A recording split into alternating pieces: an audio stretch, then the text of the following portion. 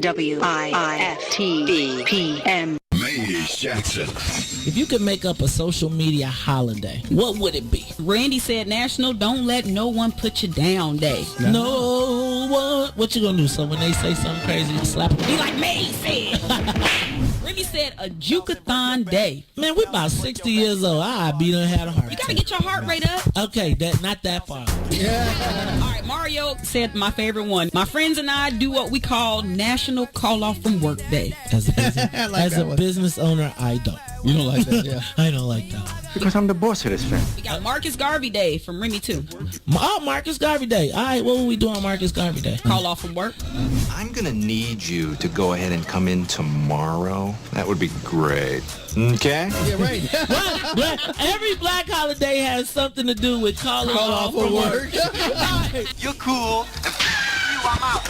How about National Join a Positive Black Organization Day? Because I don't want to be recruiting. I don't want to be recruiting and the brothers be like, thank you. Thank you. How about National Tell White People the Truth Day? Tell them how you really feel. You can't handle the truth. Why don't we call that National Black People Get Locked Up Day? I'm going to tell them there's an African-American man threatening my life. The most dangerous show in the morning.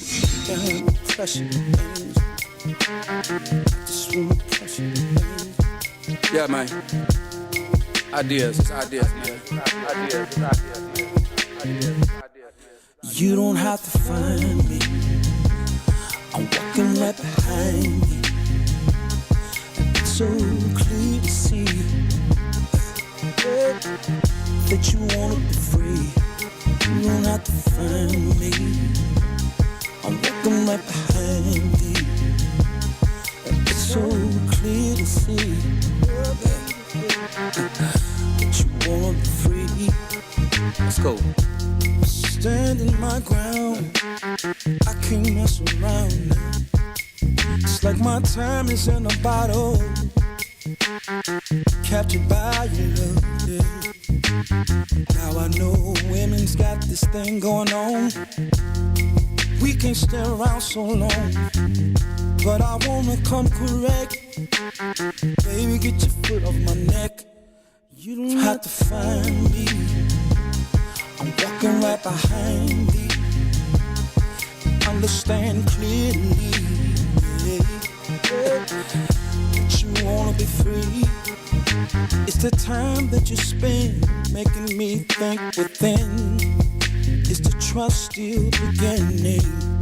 Fade away from beginning of the day.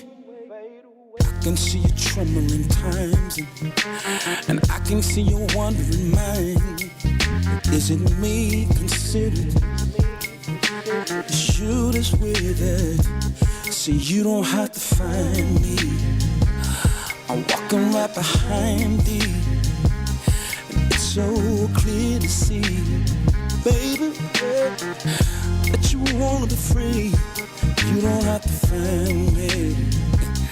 I'm walking right behind thee. It's so clear to see that you wanna be free, yeah. I'm just trying to be the best I can. You can call me the troubling man. Matter of fact, I'm from the side of the street.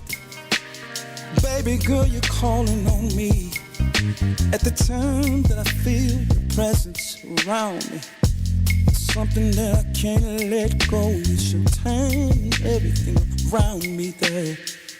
I just wanna hold on, but you don't have to find me. I'm walking right behind you. It's so clear to see that you wanna be free. I just wanna come correct, best I can. Baby, get your foot on my neck.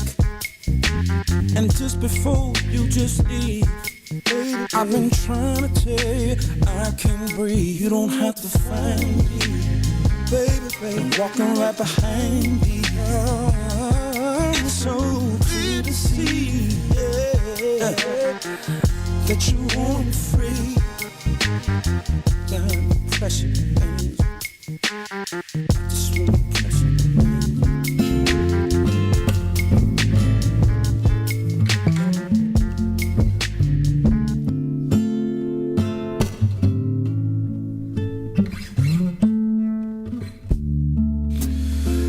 If I gave you my love,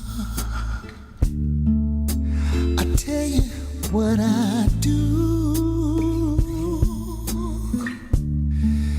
I'd expect a whole lot of love out of you.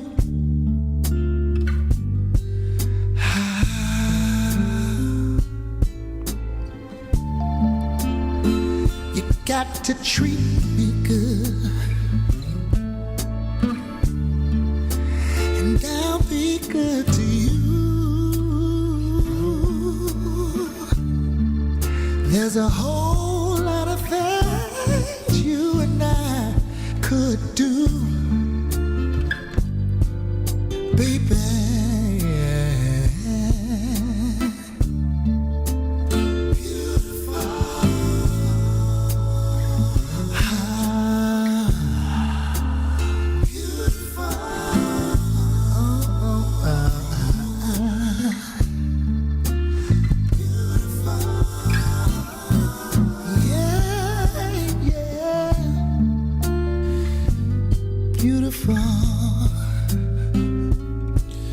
When you get right down to it, yeah.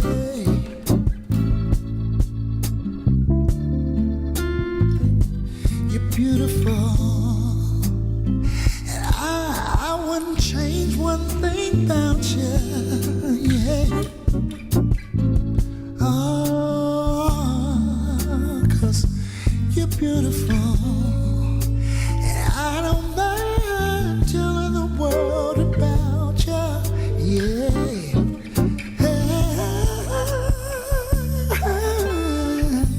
You're beautiful. And what about the way you love me?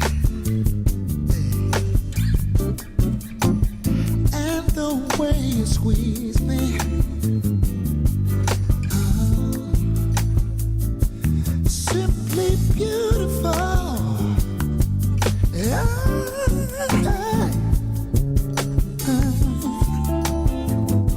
You're beautiful.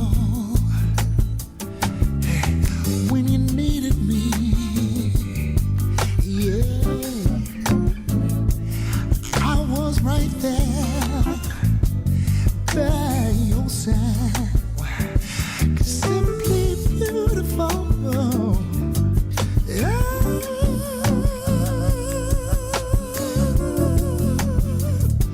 You're beautiful. I wouldn't change nothing about you, yeah. 'Cause you're beautiful. Yeah. When you get right down to it, when you get right down to it, yeah. When you get right down to it,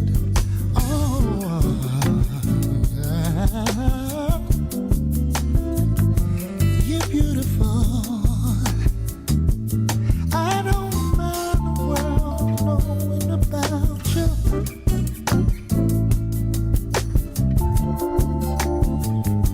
You're beautiful.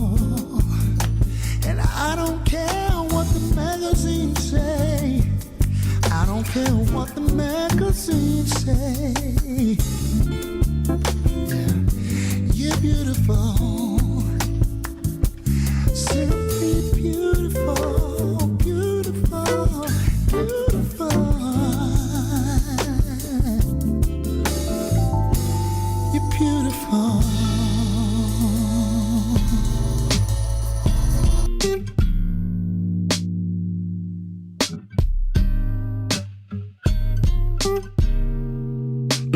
Let me ask you something. Do you know what you done? You done started some mess. Thought I should tell you what's on my mind. I gotta get it off my chest. Gave you all that I could give. Seems like it's never enough. Oh, didn't I give you gems? And I treated you right when things got rough. I never wanted you to hurt, but one day you'll see how it feels when somebody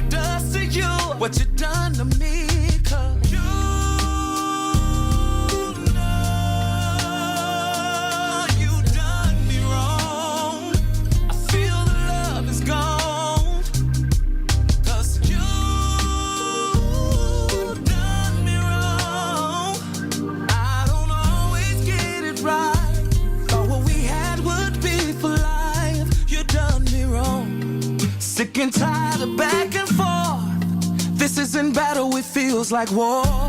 Every time I try and do good for you, you just slam my face in the door. I never wanted you to hurt, but one day you'll see how it feels when somebody does to you what you done to me.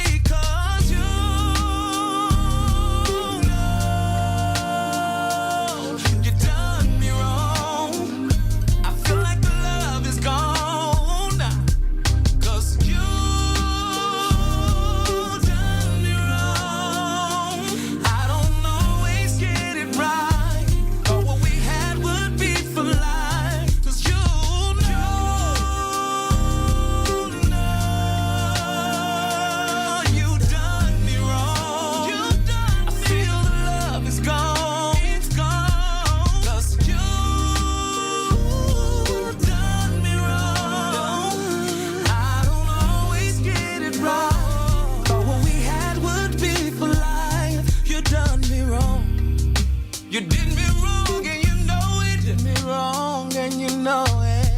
Yeah. Tell me, why did you do me this way? Oh, why did you do me this way? You are responsible for all my stress. Yes, you are. More and more each day you seem heartless. I just needed you to know you were gonna reap what you sow.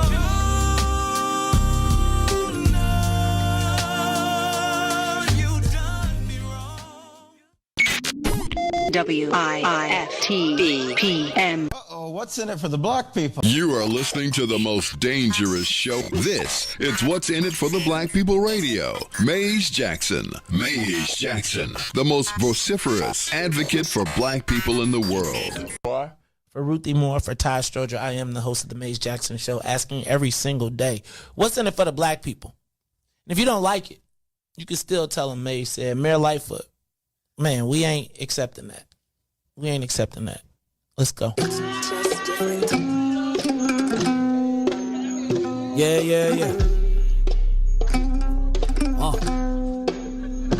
Let's get down to business and go ahead and address the facts, man. Lightfoot seems more lesbian than black. Rahm Emanuel's another case, he was just as tired. 50 closed schools left much to be desired. Police had Anjanette naked on that body cam. They suppressed the footage so it couldn't touch a lot of hands. Reminds me of that 16 shots in that cover-up. Both of them similar, so I went and dug it up. George Floyd killed, a lot of riots happened in the town. Southside burned and they wouldn't let them bridges down. Grandmother sick, need a prescription and plus a couple groceries. You gon' have to travel just to get it now. COVID-19 out here shutting all the business down. Not enough SBA loans to even give around. So many failed businesses that you could put them in the pile. If you don't survive the pandemic, it's gonna sit you down. We sing, dance, play ball, entertain, and crack jokes. Government infested black neighborhoods with crack smoke. System to milk is so bad, we got lactose. Still trying to find out what's in it for us black folks. We sing, dance, play ball, entertain, and crack jokes. Government infested black neighborhoods with crack smoke. System to milk is so bad, we got lactose.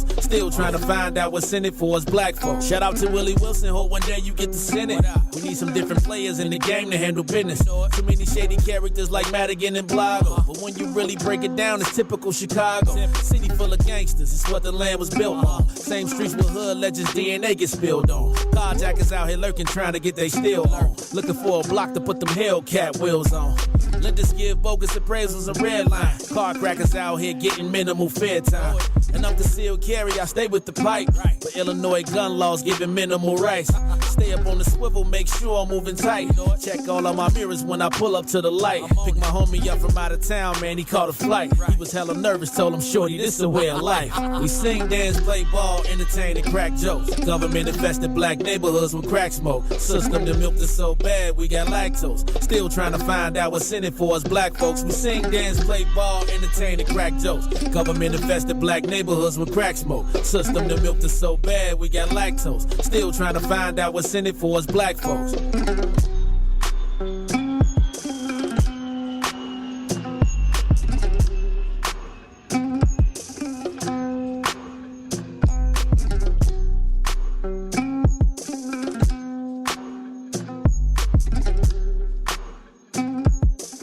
Wake up, Chicago! Wake up, world. This is the Mace Jackson Show. I don't know what's going on with my screen because it don't want to work. See, this is why you need just straight paper. Because now the computer want to act, my little iPad want to act funny. Don't want to give me my rundown for my show today. What is going on? Lord have mercy. Anyway, y'all, it is the Maze Jackson Show. I'm your host, Maze Jackson, on this week 304 Wednesday. It is Wednesday. There we go. February 8th, right here, back in the building, doing our thing. It was an action-packed night on TV last night. I got to tell you all of that. But before we do any of that, let me say what's up to my man, DJ Riis the Ruler on the ones and twos. DJ Riis the Ruler, how you feeling today?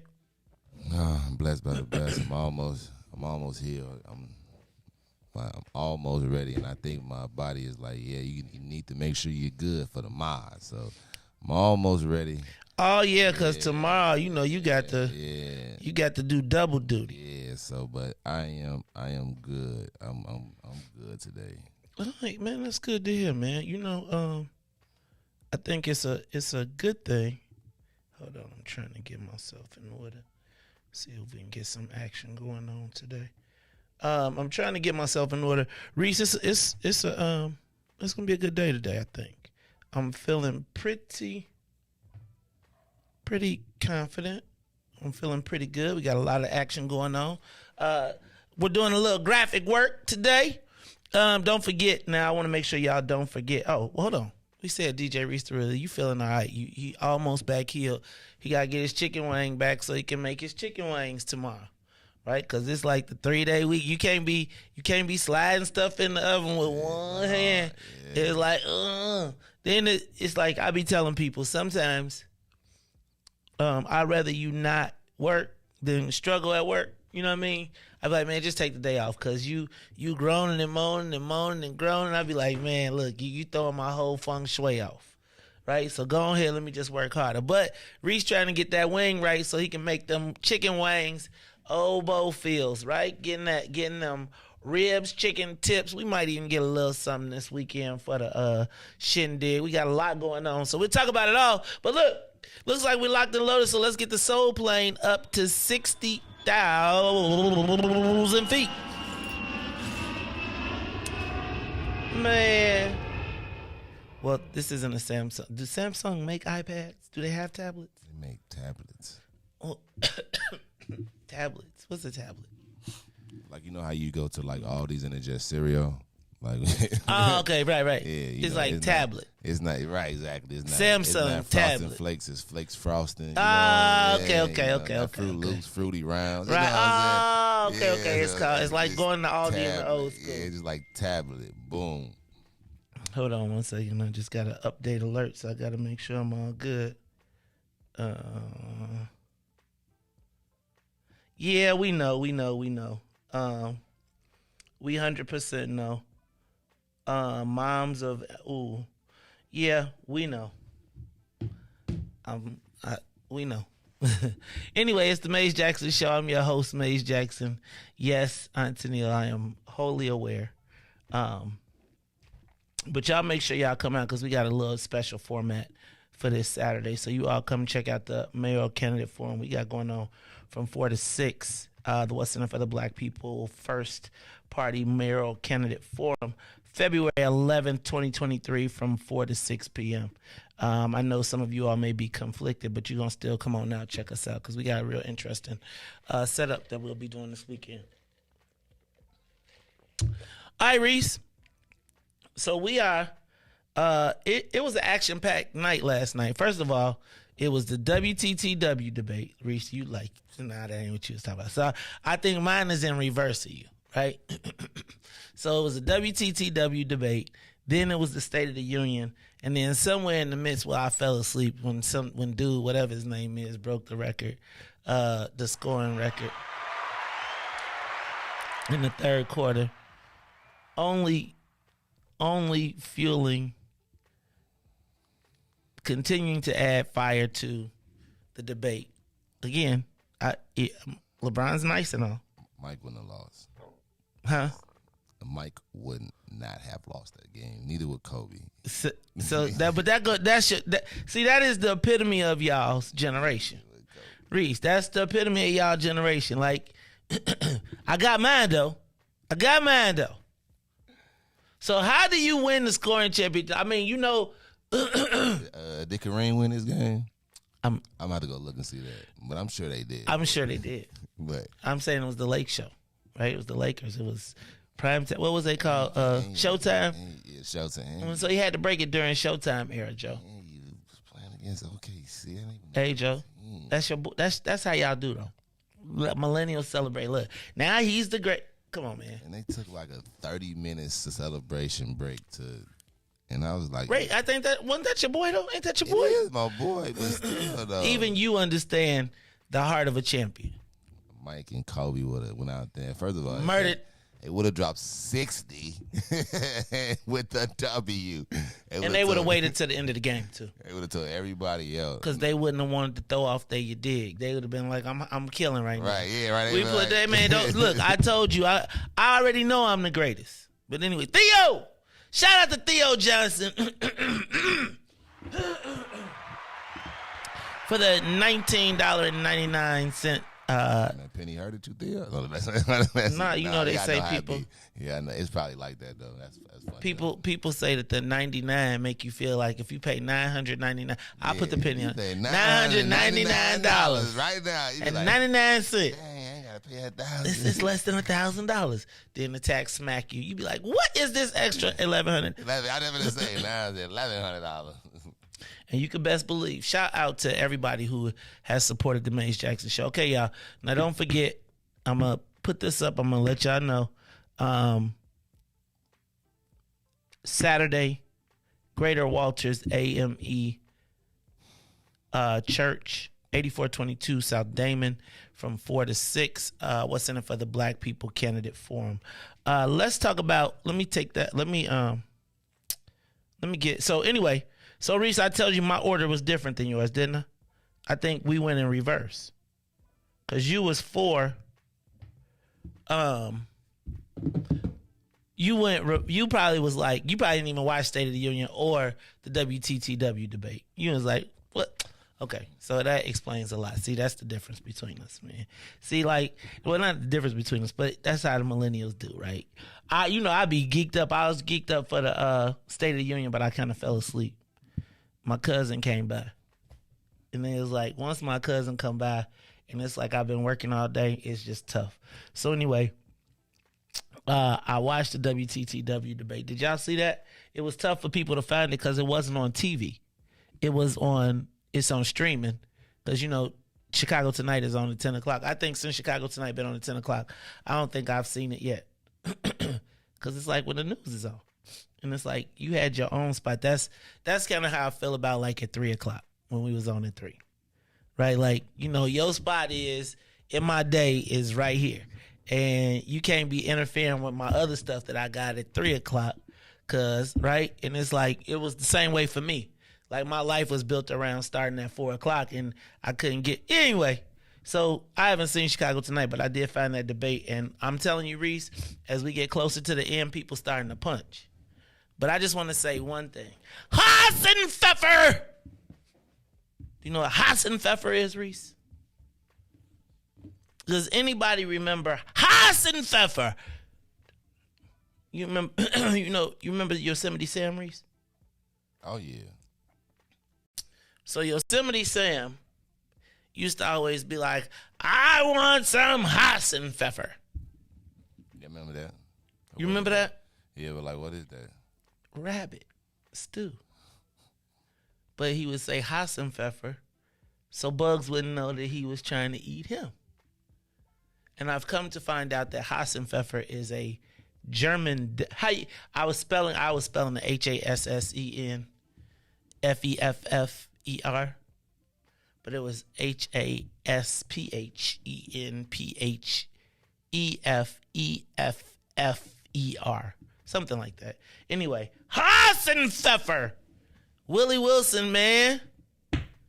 Riis cannot lead a rabbit thing. There's like the rabbit trap, but I feel like the rabbit trap is like it's like a two-way thing, right? Like I feel like Can I tell you what I feel like with this Willie Wilson and the rabbit thing? And it's kind of why I feel like it's not hurting them as much as people think.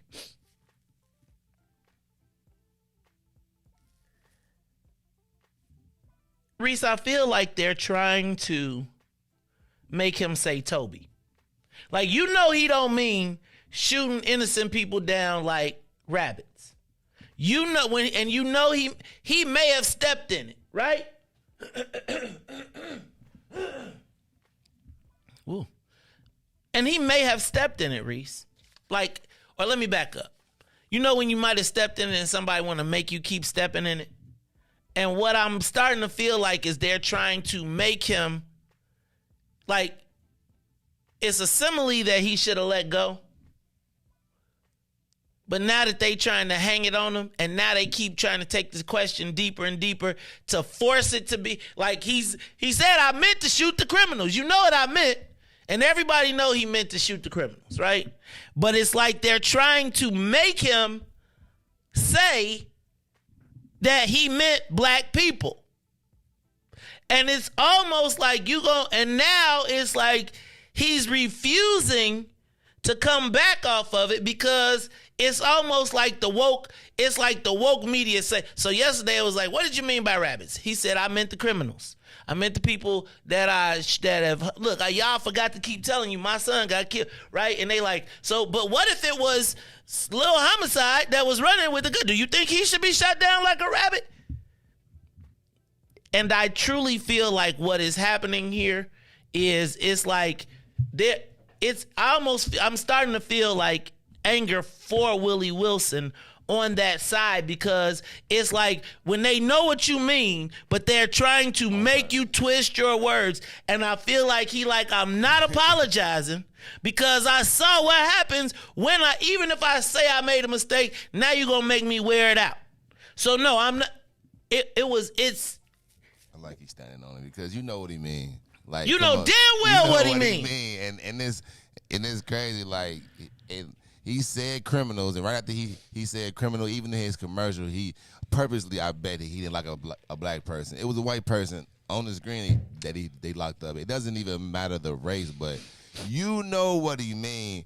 But it's just our world today. We think of criminals as black people, and it's sad. It's real sad into like wordplay. Like, what do you mean by? Like, and then they be like, no, you mean shooting our right? and it's like we the only. So here's my thing, Riis. I feel like it was a poor choice of words initially.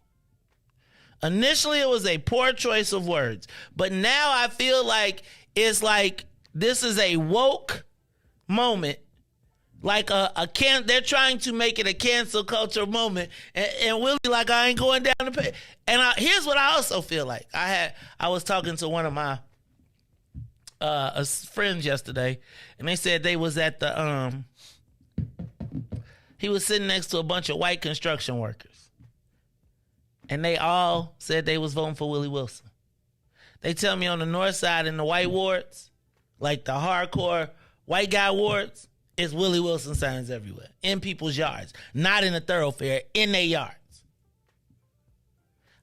That rabbits is like I'm telling you, that rabbits is like, no, you're calling all of us criminals. What Willie Wilson means, and every one of you should condemn him for what he says. Because he said rabbits, or because you're calling us all criminals. I mean, it really is.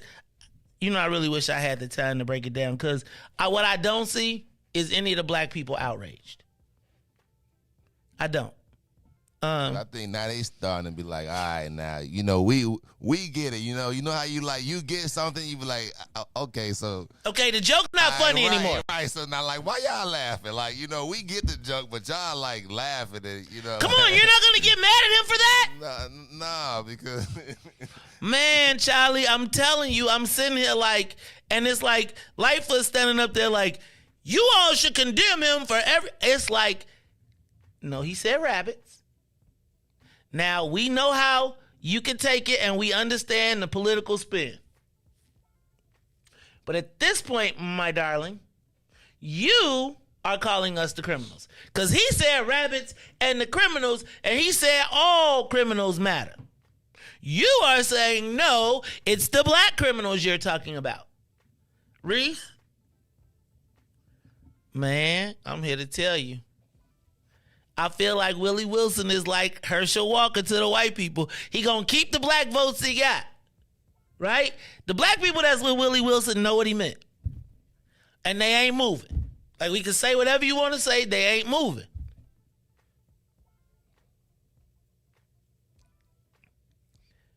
The white boys be like, now the white boys that's voting for him, they thinking the criminals is us. Are us. Oh yeah, they like. We gonna shoot us some rabbits. Yeah, that's what I'm talking about. I like you. There's my guy. And he ain't backing up off of and it. Shoot them. Look, right, shoot look. them Now, if you start seeing white boys walking around town with rabbit shirts,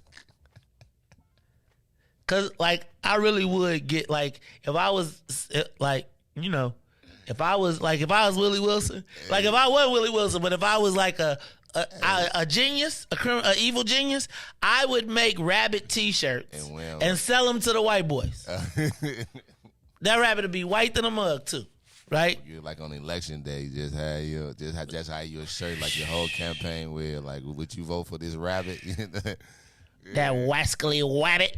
Tricks of a kids. I'm just telling you though, they need to stop trying to force the simile. It was a bad simile, but you are making it worse by calling it us young black boys. I don't care what you say. He ain't say go shoot young black boys. So you are putting those words in his mouth. We may know the imagery, and I showed you the picture of the white boys, and we know what the white boys are thinking. But ain't never one time out his. You said that, not me. You know how you being. Are you calling me? No, you said it. No, you said that. I said rabbits. Now, what you got out of it was what I definitely said. But yeah, that's just crazy on how, like I said, how when you think criminals, like your mind goes, or like even rabbits, like shooting, like you just think black, man. That's sad, man. That's sad. Mm-hmm. Anyway, we're gonna talk about that a little bit later. Because I had a bunch of comments from that debate.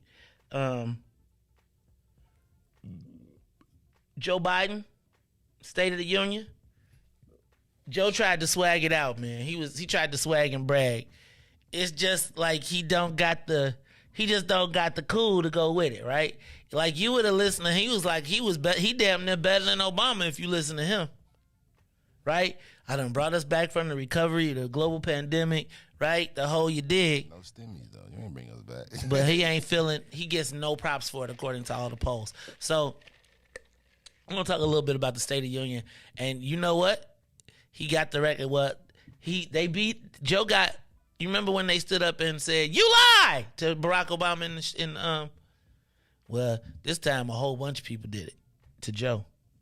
But they didn't say "you lie," because that's the courteous way.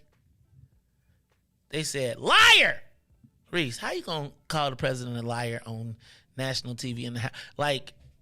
Some places you just supposed to have, like, you ain't supposed to curse. You know people curse in church, but they don't curse out loud too tough. Let me see what else I got. Can I ask a question? Everybody know who Mark Mayoral is?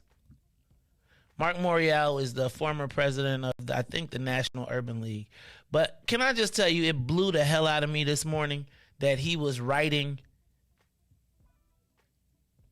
a political commentary in the Chicago Sun-Times talking about we need to have gumbo politics in Chicago. Like, hey, man, if you don't take your Louisiana ass, I'm much respect to you as what you've done as the mayor and all of your accomplishments.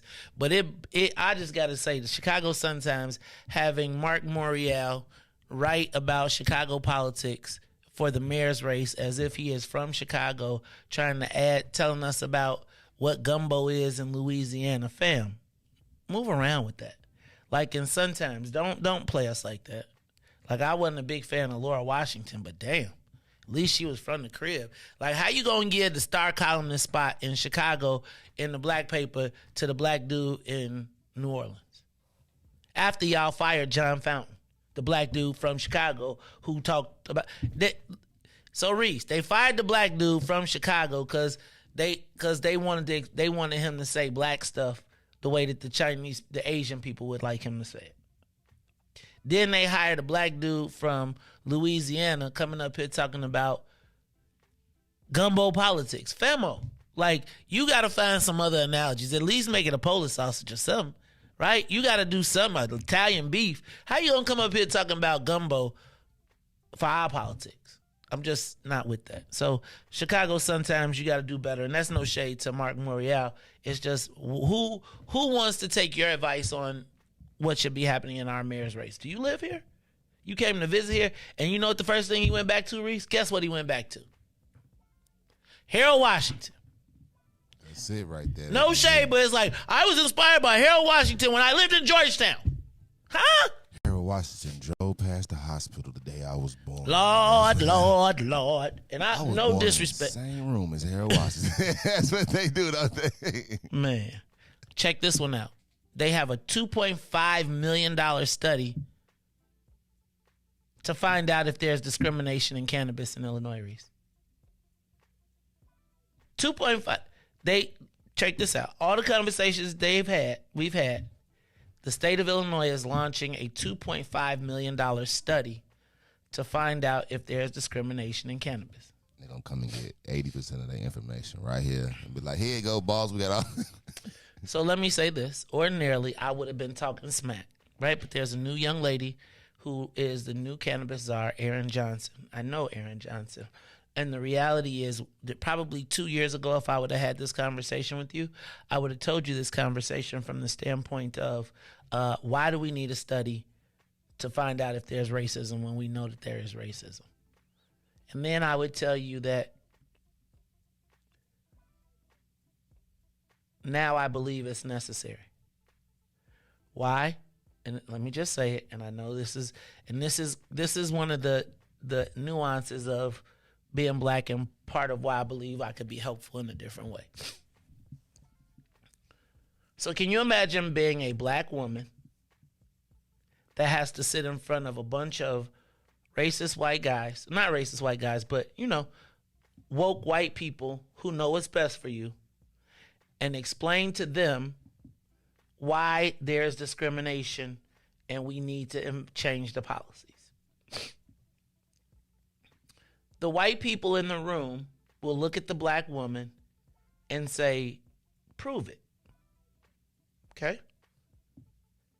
And without some level of backup, some level of information, some level of statistics from a source that they cannot dispute, she will then have the evidence necessary to begin to try and address the situation. But imagine walking into a room full of white people and saying, there's racism in cannabis and you're the black girl, the black woman. Riis, what do you think the white men are going to do? They're going to say, what racism? Right? I'm sorry, I don't see that. We let the people out. They don't know your perspective. So you have to have someone that goes in, that writes it up, that says, here is undisputable proof that suggests that there is discrimination in the place. If you look at the story that she had in the story, she says, I obviously had to enter this with the premise that there is no racism. And again, because the people that are forcing that, if they wanted to fix it, Riis, they would fix it. But they are like, no, prove it. You could talk about racism all day long. You can talk about discrimination. But do you have any verifiable facts? I mean, we have a $30 million fund. And so when I would have probably 2 years been a thing to say, damn, why do we need to have a study to prove that there is racism or discrimination in cannabis?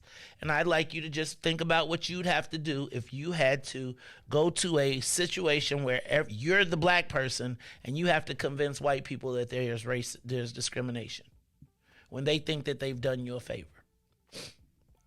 Does that make sense? All the time. So the black woman that is now put in the spot will kick her butt because she had to do this study of racism, of discrimination, not recognizing that the white guys want us to kick her butt for being like, what you doing the study for? Because they don't want there to be tangible proof that they've discriminated.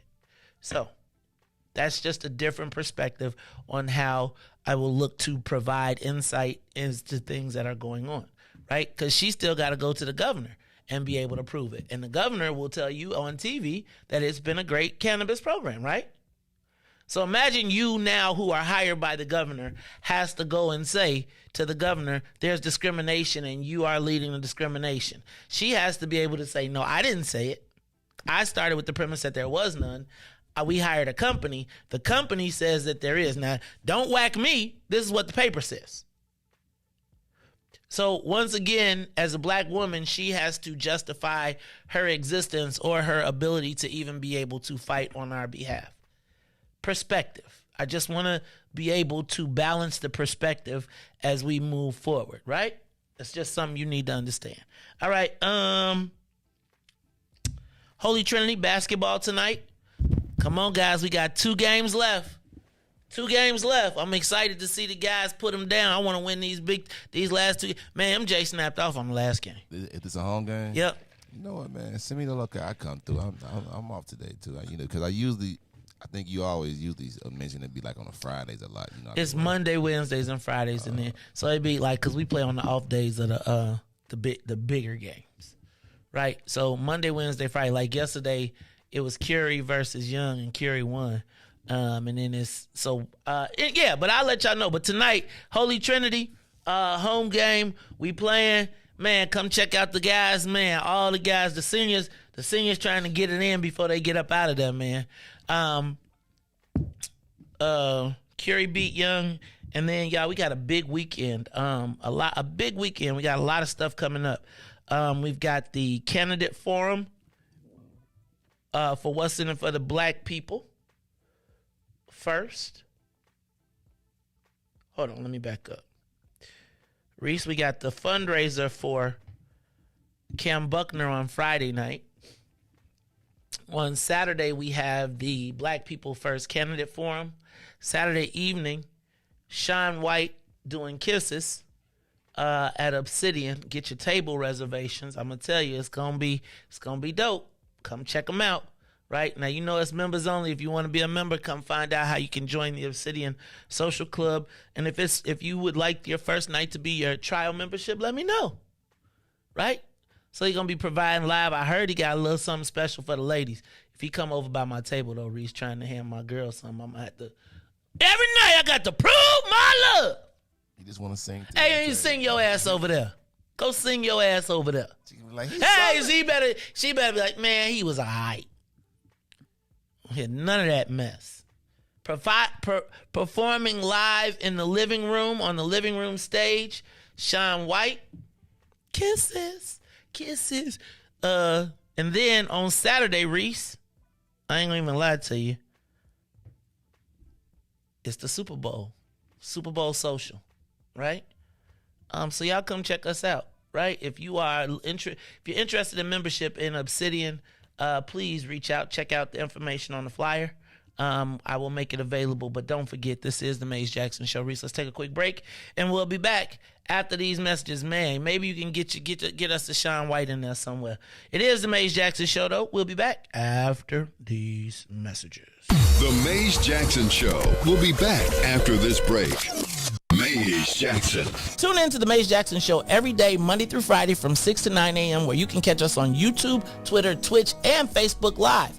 Plus, from 6:30 to 8, you can get us on WBGX 1570 a.m. That's right, it's the Maze Jackson Show, where every single day we ask the question, what's in it for the black people? And if you don't like it, you can still tell them, Maze said. We out of here. Peace. Willie Wilson for mayor of Chicago. The violence in Chicago must stop. Willie Wilson pledges real action to do that. A revised police structure, 4 superintendents, more accessible to their neighborhoods, providing faster communication and concentration of resources. Willie Wilson pledges more integrated police patrols to increase community, confidence, and cooperation. Willie Wilson's pledge will make Chicago safer. Finally, Chicago, do it right. Willie Wilson for mayor.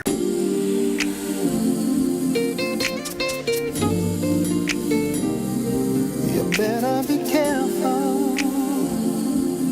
Baby, be careful. This is a baby making tone. Better be careful what your radio on. This is a baby making tone. Better be careful what your radio on. You let down your hair when you're feeling sexy. You bite on your lip when you're holding your tongue.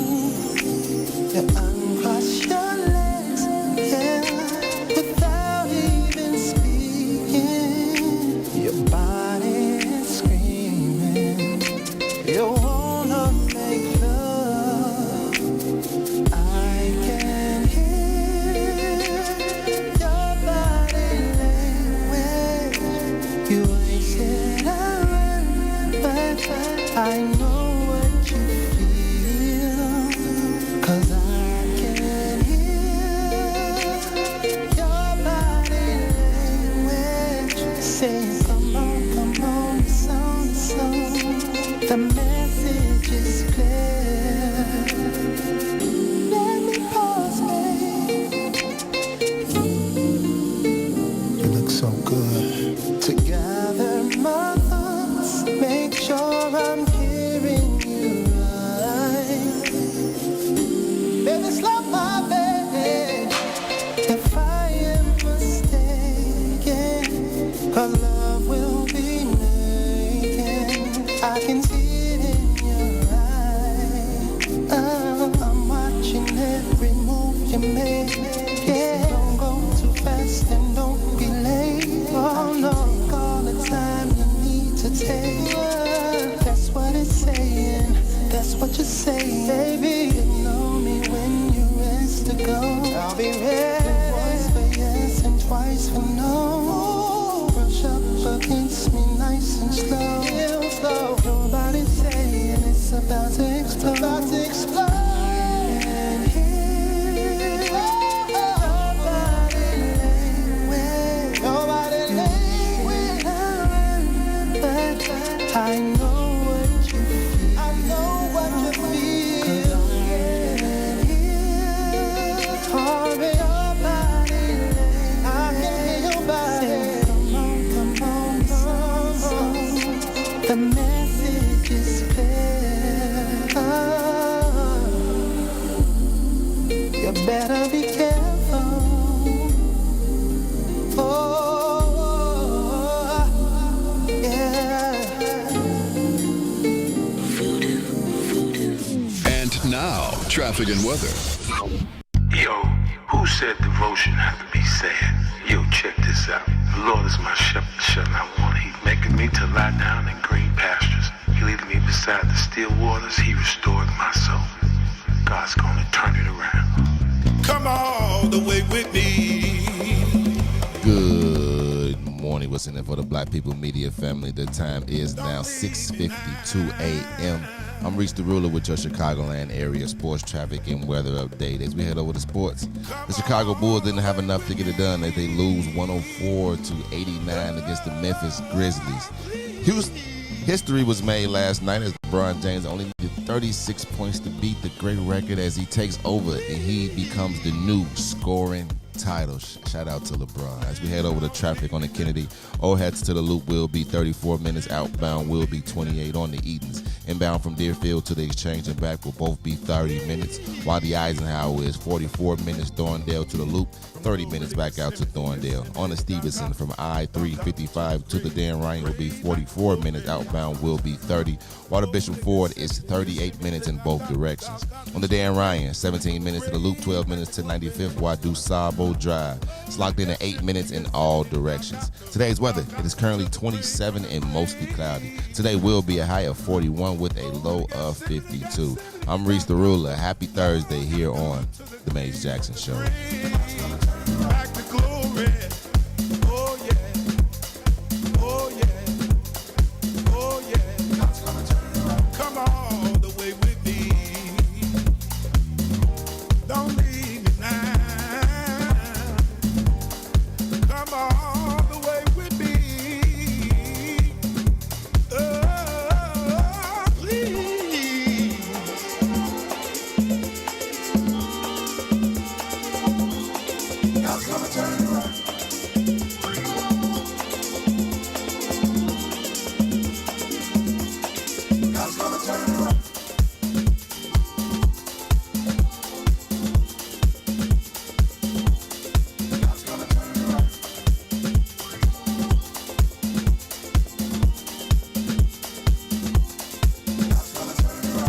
are listening to the Maze Jackson Show. I'm your host, Maze Jackson. Got my man, DJ Riis, the ruler, on the ones and twos. And I am your host, Maze Jackson. That's right. Now, don't forget, y'all, this Saturday night, Sean White with Kisses.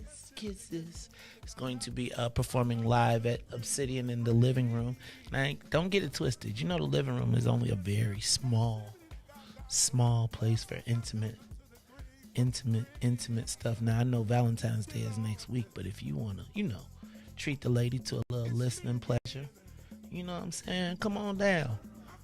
Check us out. Get your guest membership at Obsidian. Because we do members only, but if you are interested, check out the information. Now, don't forget, also, Riis, coming up on Saturday, it's our Super Bowl Sunday social. It's going to be off the chain. Well, let me not say off the chain, because if you're looking for some don't, that's not it. It's like you want to sit down, you want to eat your little food, watch the game, have a little social. You know what I'm saying? Obsidian. It's a social club, right? It's a place. Man, let me ask a question. Anybody ask Beyonce to drop her prices? The fans. Did they really? Or did they just figure out they playing? I think they figured out they playing. They was asking other things around, but... Nah, it's taxes. I'll go ahead and put this $500 up out of my taxes already. Really $1,000. They need your outfit. You got to get everything. Yeah. Okay. Yeah, I'm good. Oh. Can make this announcement. Versus CHA Senior Living Facilities Crisis Meeting on February 8th at the Greater Open Door Church, 1301 South Sawyer. You call me back a little bit later on, King, and you can talk about it. You can give us an announcement, let us know what's going on, and we got to get that CHA conversation going back on. Riis, the poll numbers look bleak for the mayor. Look like she can't beat nobody. They said if you was voting right now, who would win? Chuy Garcia is still in the lead, but he's slipping. Paul Vallis on the come up. Lori Lightfoot is third. Willie Wilson is fourth, according to the Sun Times, Telemundo, WBEZ, and NBC5. What I did not find in there was them, why they didn't include nobody black. How Telemundo, well, Latinos got their own television station, though. Like, honestly. Anyway, so we're going to talk about that a little bit later, too, because it's like she can't beat nobody in the runoff. She can't beat nobody. It gets worse in the runoff. Like, if it's her against, it's like the mayor runs against anybody in the runoff. If she make it, guess what? It's everybody against the mayor. So it's going to be some. Chuy Garcia is still holding a slight lead according to the poll. So I'm going to start doing the aggregate of that. But anyway, y'all, it is Maze Jackson Show. I'm your host, Maze Jackson. Got my man, DJ Riis, the ruler, on the ones and twos. I guess Riis is about that time for me. But hold on. I was riding in today listening to the radio. Obviously not us. When they were talking about the fact that Indiana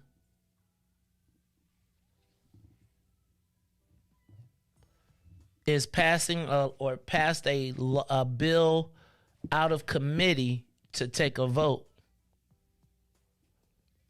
on whether to create an undocumented driver's card. Riis, a driver's license specifically for people that are not citizens of the country. So I was like, what? Then the story goes on to say that 12 other states, including Illinois, Utah, and some others, have already passed these, essentially what are supplementary. They're like a license below a license. Right? So you can drive, but you can't have an official driver's license because you got to be a citizen, I guess, or something. You have to at least be in the country legally to get a driver's license. But because they know so many people are not legal, they figured we might as well create something special for them. And then as I looked at it, one of the requirements was, Riis, you had to have proof of insurance. So now I'm saying, wait a minute. So you're not here legally. They've created a special category of driver's license or a driving car. What is it? An undocumented driver card, not a license. So not necessarily considered a legally binding document. All right? But you have to have insurance. Riis, how much does that insurance cost? What for your car? For an undocumented immigrant who needs to drive, you think that they charge a premium for that insurance? Yeah, it's probably like $2 something. It's expensive. For sure. What I tell you about wealth? It's legislated. Wealth is legislated. So the insurance industry, recognizing that there is a new subclass of driver's license,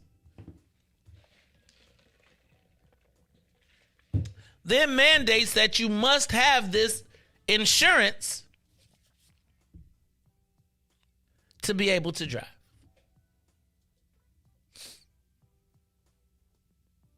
Riis, it got me to thinking about what the possible question could be. So, with that in mind, hit the button. It's time for the social media question of the day. What are the different levels of American and what will they become?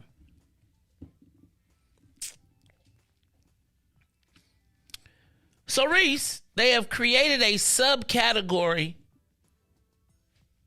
of driver's license, which means that they have created a subcategory of insurance, which then means that they are going to create a sub level of American. I don't want to call it citizenship, but different levels of American. And I want to know what they are, because I feel like initially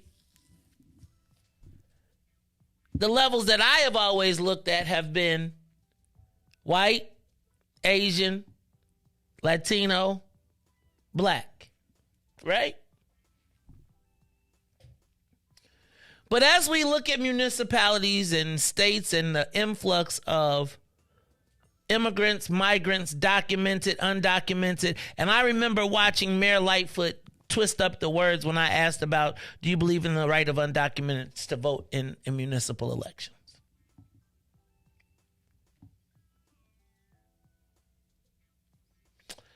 And Riis, it seems to me, then if you add what Dick Durbin said about wanting to have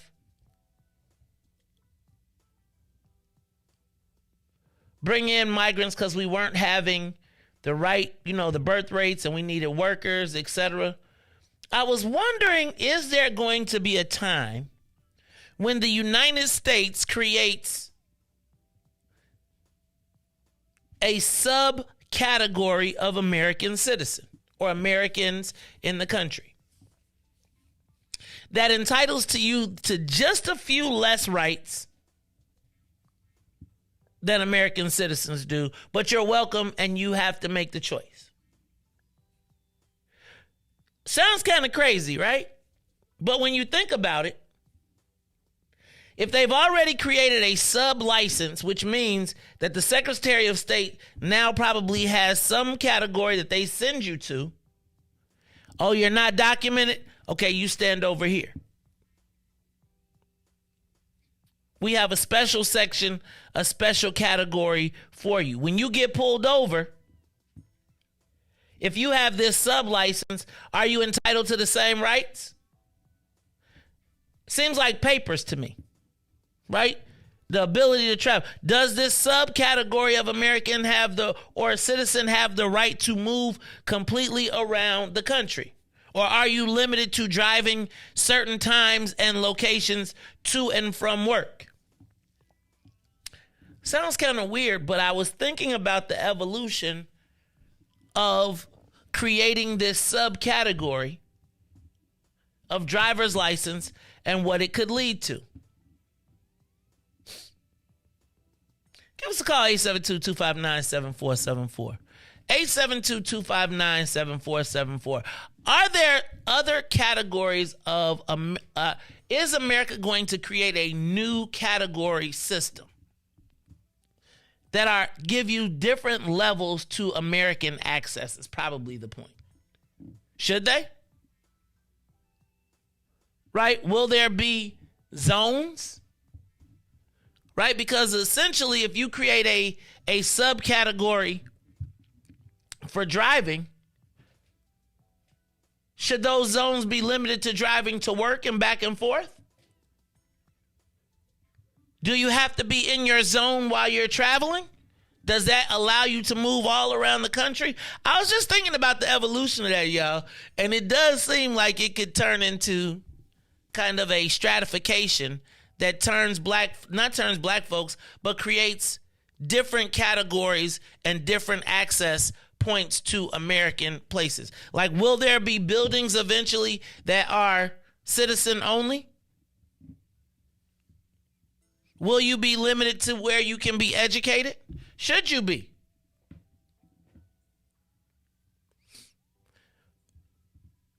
I don't know why that stood out to me so much today, but I just think that that's something that we need to put in the universe. We need to be thinking about, right? We need to be considering the fact that if the government creates subcategories to have a driver's license, does that also, what other things can they apply that to?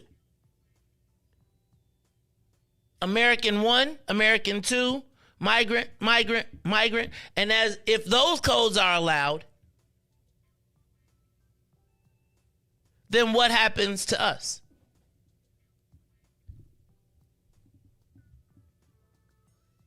Categories of American. I just want you to put that on your mind. I want you to think about it. This sub-driver's license really made me think, or not driver's license, but driver's car. You know, in France, they don't got no French, African. It's either you French or you French. You French or you not. They don't got no subcategories.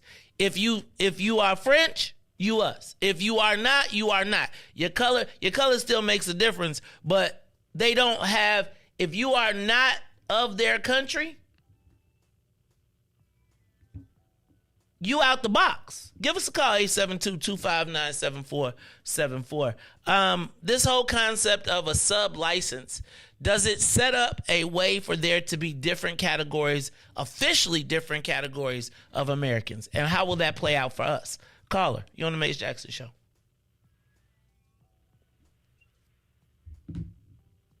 Caller? Hello? Hello. Hey, caller. Good morning. This is Katie. How are you? Hey, Katie. How you feeling? Fine. Yeah, I just tuned in. Woke up late. But this was that's an interesting thing. I remember when we went to Dubai, that same thing happens over there. Their citizens get to do have their certain rights, but I think they because they need so many workers over there, and I heard that they treat them a different way, and things were changing slowly, but and they probably are a sub citizen. I heard that they're treated very bad. They have little rights, and but they treat their citizens. The citizens have the most rights. So I think you're onto something there. Okay, thank you, Katie. I appreciate it. It's the Mace Jackson Show. Anybody else on that topic? This subcategory of license, does it set up subcategories of American? I'm just curious. Call us, the Mace Jackson Show. Good morning, Mace. Good morning, Miko. And this is one of the reasons why I kind of move through my day without cutting you on sometime. I'm being honest about that. because I hear this stuff that we have no idea what's going on, but we see coming, and we figure out, no, they're not going to try to pull it. Now, you mean to tell me, and this is why we need to have attorneys or learn how to file complaints on the federal level. So, mind you, you got plenty of brothers here in Illinois that can't get a driver's license because they've been on child support since they was 14 years old. So they can't get certain jobs. Did you know that, Mace? No, I did not. You got a baby at 4. Let me stop. I ain't even go there. No, I did not. Oh, yes, it was going on in the black community, and they didn't care about giving them child support debt, even if they was underage having children. Yes, did you know that? I did not. Yes, they had child support debt that started at the age of 14, 15, 16, and some of these black men out here are part of the at-risk group population of our people. My people, they will tell you they can't get a driver's license. Even if they said they had a job, they do not. They got child support debt. They can't get a driver's license. Not only that, so did you know that they automatically register you to vote here in Illinois when you get an ID or driver's license? Did you know that? Yes, I can prove that. I know. That was a bill that everybody passed to register everybody to vote. Yes, I remember that. And the killer part about it is, if we're not pretty much watching them absentee ballots and where they coming from, ain't no telling what all kind of other crap going on. Because I for the life of me, when my father got his voter registration card, my father's laying up in the bed, can't move around. How do I know if somebody pretty much, if I don't go down to the board of election and get his voter record, I don't know if they cast an absentee ballots in his name or not. Not even are they not casting absentee ballots in his name, but what typically happens when you see numbers get run up is if you control the voter, the judges in the location, I can go vote those people at the end of the day at 6 o'clock or at 7 o'clock, 6:50. If all the people that I know that we have registered to vote have not showed up, I can send someone in, register them, and vote under their name. It's an old trick that they used to do. I ain't going to tell about who did it, but that is something that I do think happened with the automatic voter registration that nobody talks about, which is enough to be able to change the thing, and you'll never know. But yes, you're right. But I needed to tell you that there are young men, well, they my age now still, and then some are younger. They cannot get a driver's license because of this. Of child support debt. And you mean to tell me now you know what? I so love you. We got to figure out a way to keep bringing the information. But the problem is, what are we going to do about it instead of running ready to get pissed? Good morning, Maze. Good morning, everybody, all the listeners, and Whisper and Lions Den. Talk to you guys later. See y'all Friday. Bye. All right. This is the Maze Jackson Show. Subcategory of driver's license. It's already been moving through the city, through the state. We already got it in Illinois. I just thought it was kind of interesting. Does it set up a subcategory of people? Also, when we come back, Riis, we're going to take a quick break. We're going to come back top of the hour. I'm going to talk about the candidate forum that happened yesterday on WTTW. It's the Maze Jackson Show. We'll be back. The Maze Jackson Show. We'll be back after this break.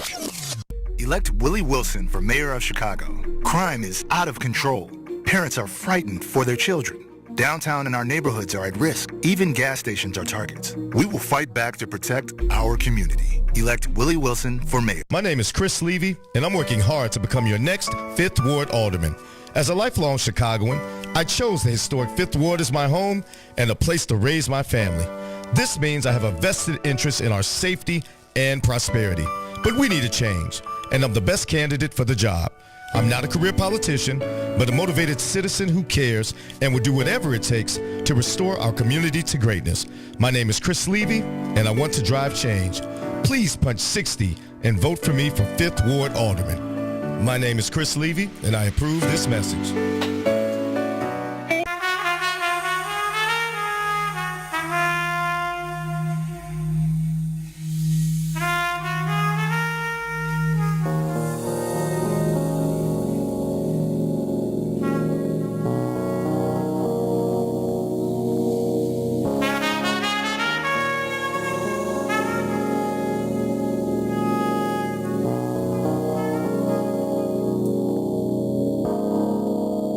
Lot of thoughts in my mind, gotta designate what to leave, what to take, and appreciate. A lot of people talk fly, but I levitate.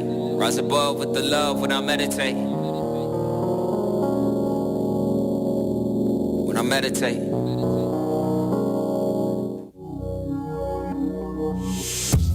I roll with God cause he never late. My sundial and denial up in Ben Franks. On the road, let's travel with a full tank. Revolutionary overture, that's two saints. I mean, that's two sons. I mean, that's two saints. Like Peter Paul, me and you could be the new saints. Let me paint a new picture on the 16. Woolly haired black man with divine genes. Yeah, I be rapping, but these 16's art. Cathartic, therapeutic, really who needs charts?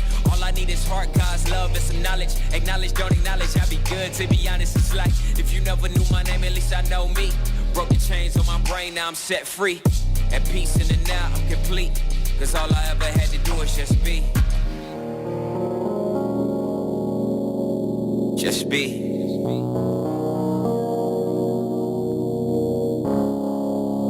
Lot of thoughts in my mind, gotta designate what to leave, what to take, and appreciate. A lot of people talk fly, but I levitate.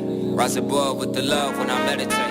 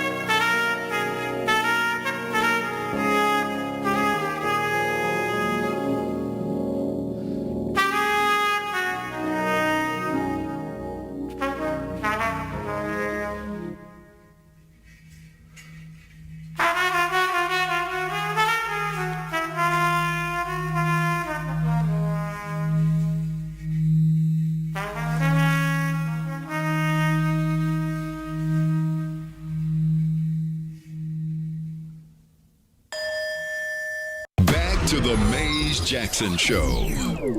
Uh-oh, what's in it for the black people? You are listening to the most dangerous show. This is What's in It for the Black People Radio. Mays Jackson. Mays Jackson, the most vociferous advocate for black people in the world.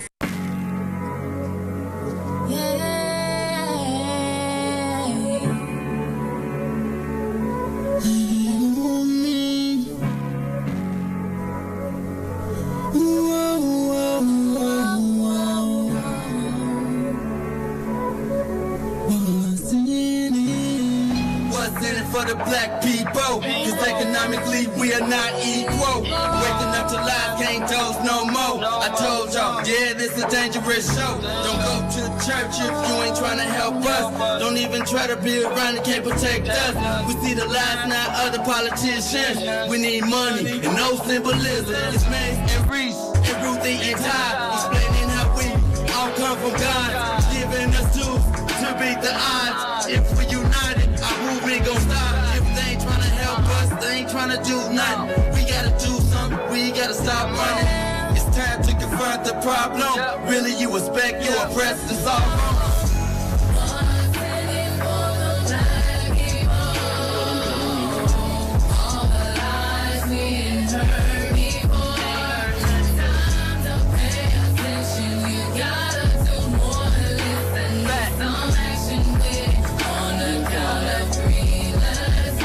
Wake up, Chicago. Wake up, world. This is the Mays Jackson Show. I'm your host, Mays Jackson.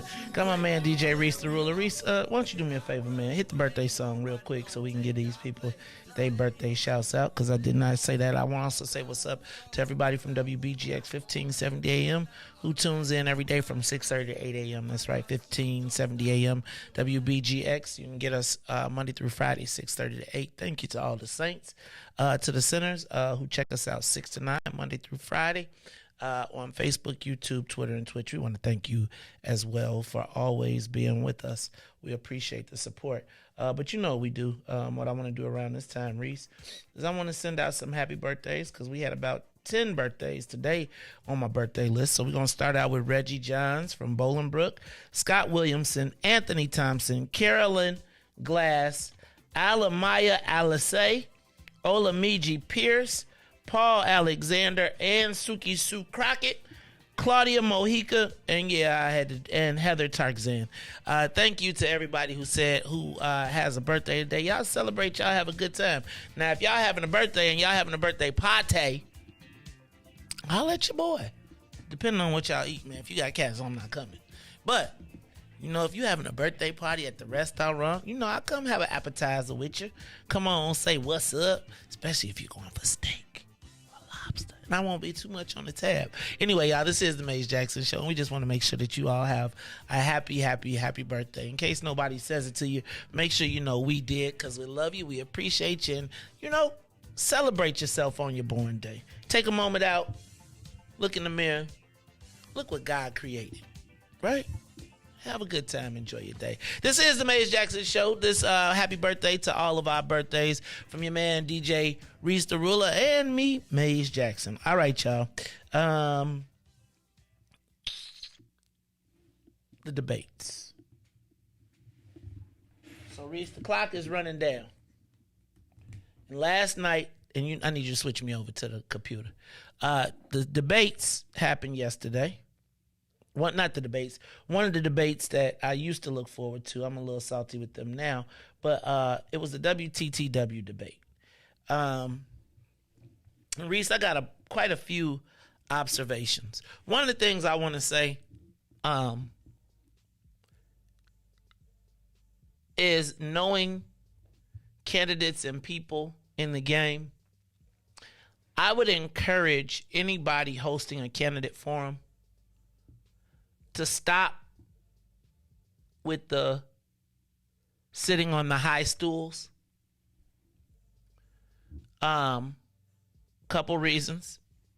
One, if you have people sitting on the high stools, you put women at a disadvantage, right? One, because of height, but two, because what if they wear a dress, right? And so it's as I watch it, it seems to be very uncomfortable for women to be in these debate forums with these, you know what I'm talking about, the high stool that's got the high back and nothing in front. I would just argue that you should probably use the debates unless it's just a plan to make you be uncomfortable. But I would also recommend that you put people at tables or at least have a high table so that they can have a place to rest their hands. There can be a mic, but also women don't have to be, Riis, you ever been to like the Pentecostal church? If the woman got her skirt too long, you gotta bring a shawl and they put it over you because you can't see so high, you know what I mean? So I just want to point that out. Two,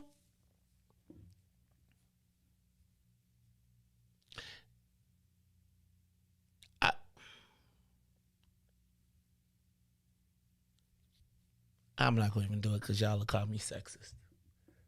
Here's what I'm going to do, Riis. I'm going to talk about this debate, and I want to point out a couple things because I don't think that we learned anything new, per se. What we do know is that Paul Vallis is clearly surging or moving up in the space because they are attacking him. Chewy Garcia did not show up because he was doing his other job. I must tell you that I know y'all going to have a hard time. I know Tennille going to trip on me, but Jamal Green is doing a very good job. Like, he's not going to win in my estimation, and I don't want to speak negatively over him, but he has really seemed to master the growth that I have seen in his candidacy, right? I just think he's done a good job. But, Riis, I want to go to something that I observed yesterday that I feel like I want to know, am I crazy for feeling like they are trying to HASENPFEFFER? Sorry, I had an outburst. Tourette. I don't want to say Tourette, but I had a HASENPFEFFER. Sorry, HASENPFEFFER. This thing about the rabbits, Riis. I'm stuck on it just a little bit. I'm sure somebody's going to say move on. But I want to watch this exchange yesterday. Because I feel like this is one of them things where the white folks want to make you, they going to make you a racist. They going to make you be something that when somebody deliberately misinterprets what you say, Riis, I feel like it's a very Toby-ish way that they are treating Willie Wilson. But I want y'all to see it, and then give us a call. Open up the phone lines, 872-259-7474. I know we have been talking about this rabbit thing, but I feel like they are now beating a dead horse. Riis, get ready. Ready? Here is yesterday from the WTTW Debate. This is Paris Schutz talking to Willie Wilson. Ready? This brings me to some comments that you've made that have made news. You've doubled and tripled down on the statement that you want police to be able to hunt suspects down like rabbits. I want you to clarify. Say it's an unarmed teenager fleeing from the police. Now, hold on. Oh, my God. Hey, yo. Let's do that again. Let's start from the beginning.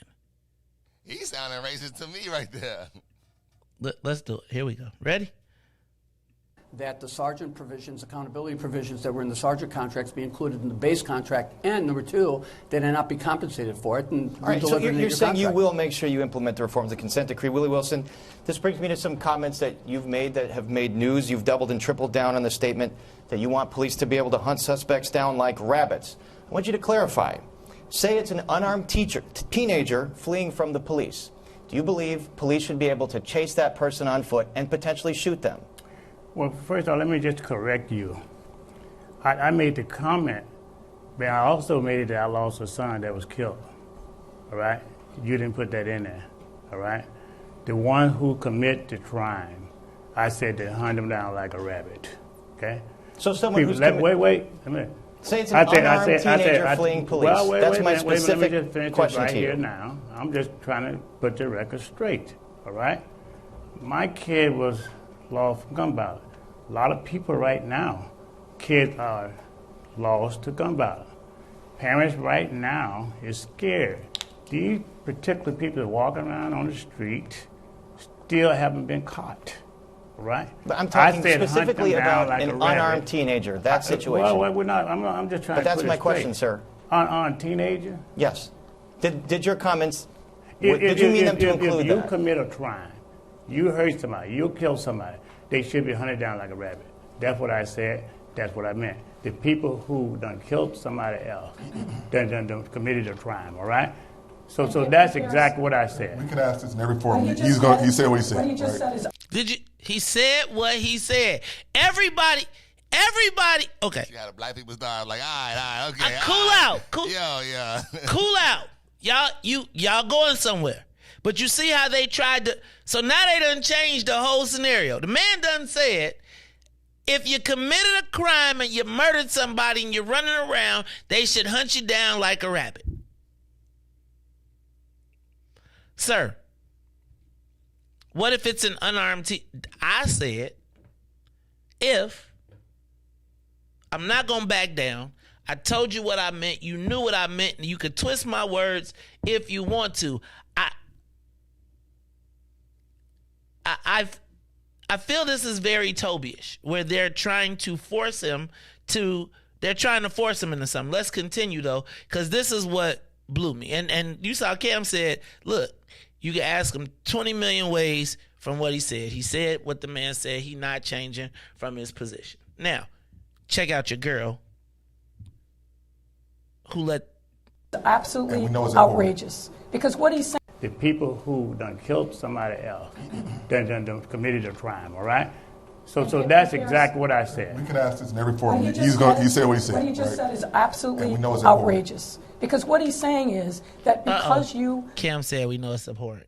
...have the pain of loss, that we should turn our police... What he's saying is that because you have the pain of loss of a victim of gun violence, as unfortunately way too many people in the city have, that we should turn our police department into a group of vigilantes to hunt down and kill people instead of abiding by the Constitution and giving them their day in court.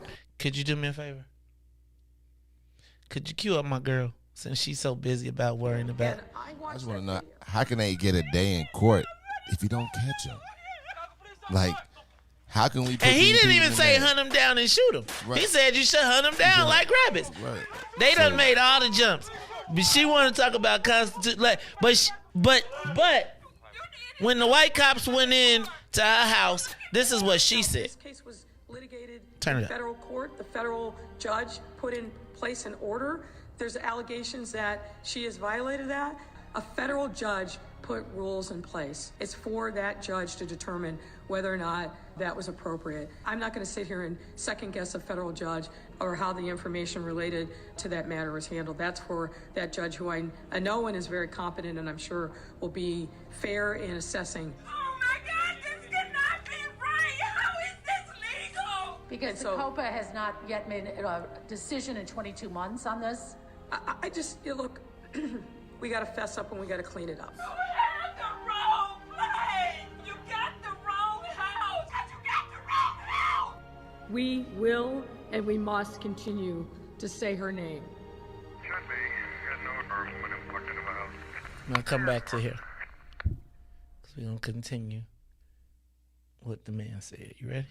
Have the pain of loss of a victim of gun violence, as unfortunately way too many people in the city have, that we should turn our police department into a group of vigilantes to hunt down and kill people instead of abiding by the Constitution and giving them their day in court. What Mr. Wilson says is outrageous, should be condemned by every single person in this room, not just on this stage, because we can't have that happen in our city. We cannot turn our police department. I'm going to give Alderwoman King a chance to respond here. She hasn't. Thank you. So I wish the mayor would be more forthcoming, because what's happening in Austin, there are lawsuits that just happened a year ago to suggest that we don't have the officers in the right place at the right time. So we need to make sure that our officers are more equitably distributed, first of all. Second of all, we have a plan that day one, we can institute more officers, up to 50% in the neighborhoods, in all neighborhoods where we need them. We know that they're not the only solution. We have to get to the root causes, so we have a plan for violence intervention as well, but we have to get to the immediacy of crime now. Quickly, please. If you believe in the consent decree. I appreciate that all these folks want to throw bombs from the cheap seats. The fact of the matter is, the facts are really clear. We are in compliance. We're improving our compliance every single day. And this nonsense that you're hearing from some of these folks is really completely belied by the facts. Jamal Green, can I bring you in here? The original question was about the gang database. Would you have a gang database? And if so, what would it look like? No, we would not have a gang database under our administration. We're going to actually do what works. And what works is making sure that young people have opportunity in the neighborhoods. We're talking a lot about police here, but I don't hear enough about our young people. Our young people are walking around neighborhoods hopeless, and they need opportunity, which is why we presented a plan to give 13 to 25-year-olds apprenticeships year-round. We're going to open up the schools throughout the day and on weekends. We're going to institute trade and tech hubs throughout the city of Chicago. We need to start preparing our young people and giving them alternatives and making sure they can be productive and mentoring them and giving them the mental health services that they need, and stop talking about police. We need to invest in people and our young people. This was a lead. Man, it's a lot to talk about. What I want to do is take a quick break, try and get back on schedule, and then we're going to talk about some of these outcomes, some of the rest of the questions, and some of the things that were said in the debate last night. Then I want to talk about what your thoughts are. Anybody on the live line, give us a call, 872-259-7474. Riis, I do believe, though, and this is the first thing.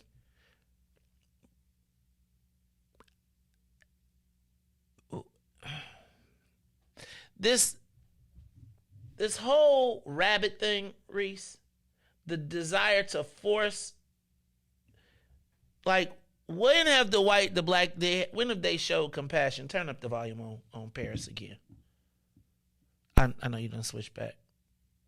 Say it's an unarmed teenager. Me to some comments that you've made that have made news. You've doubled and tripled down on the statement that you want police to be able to hunt suspects down like rabbits. I want you to clarify. Say it's an unarmed teenager fleeing from the police. Do you believe police should be able to chase that person on foot and potentially shoot them?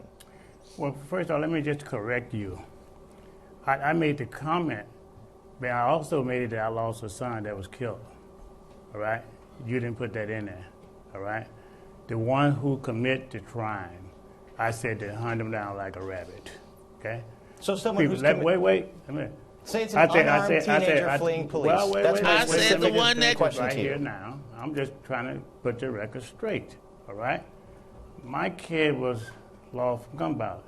A lot of people right now, kids are lost to gun violence. Parents right now is scared. These particular people that walking around on the street still haven't been caught. Right? But I'm talking specifically about an unarmed teenager, that situation. Well, we're not. I'm just trying to put it straight. But that's my question, sir. On teenager? Yes.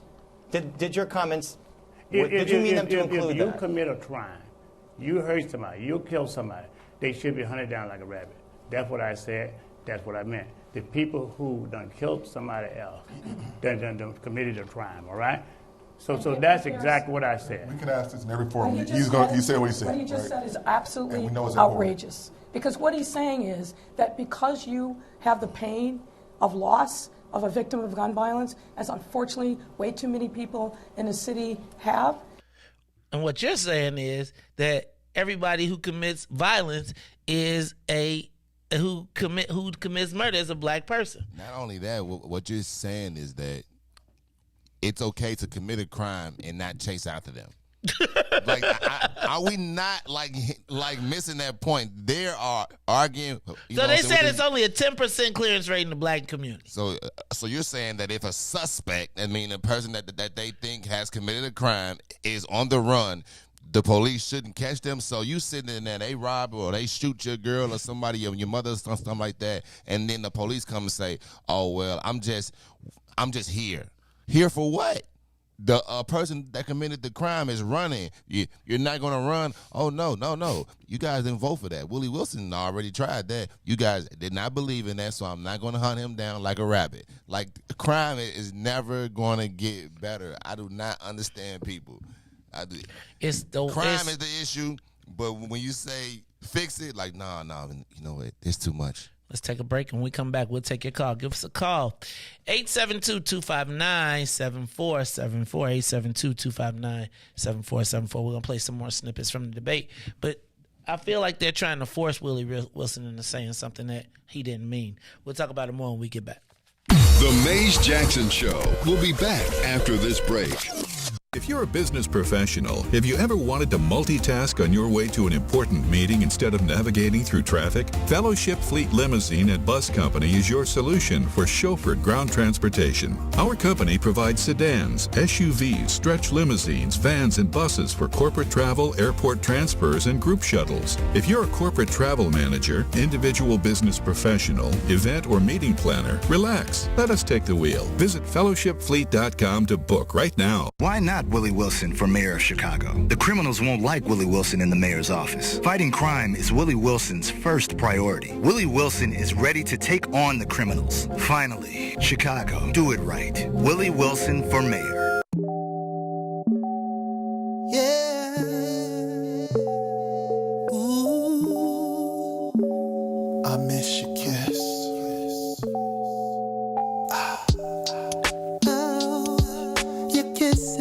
One of a kind, it feels so nice.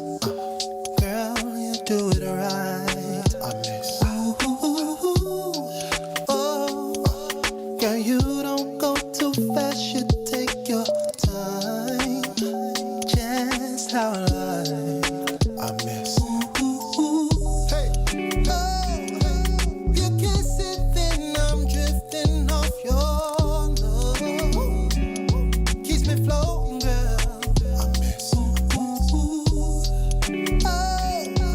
And ooh,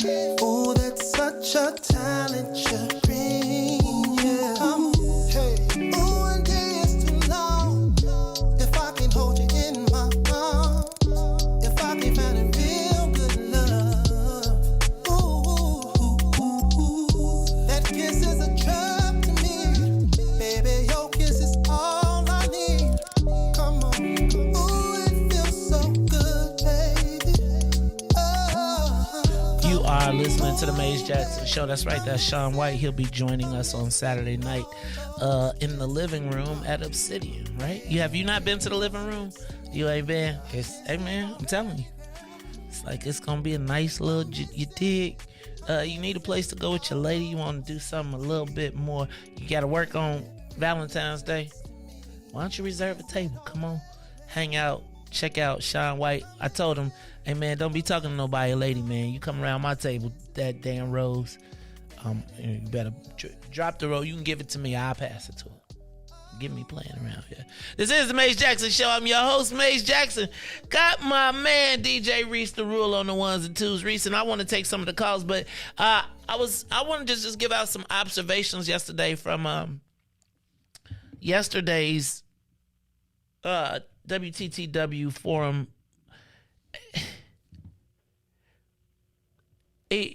So I feel like watching this Willie Wilson discussion right now, Riis, is like now it's just, like somebody trying to harp on, look, you trying to find something to pick on, so you're picking on that.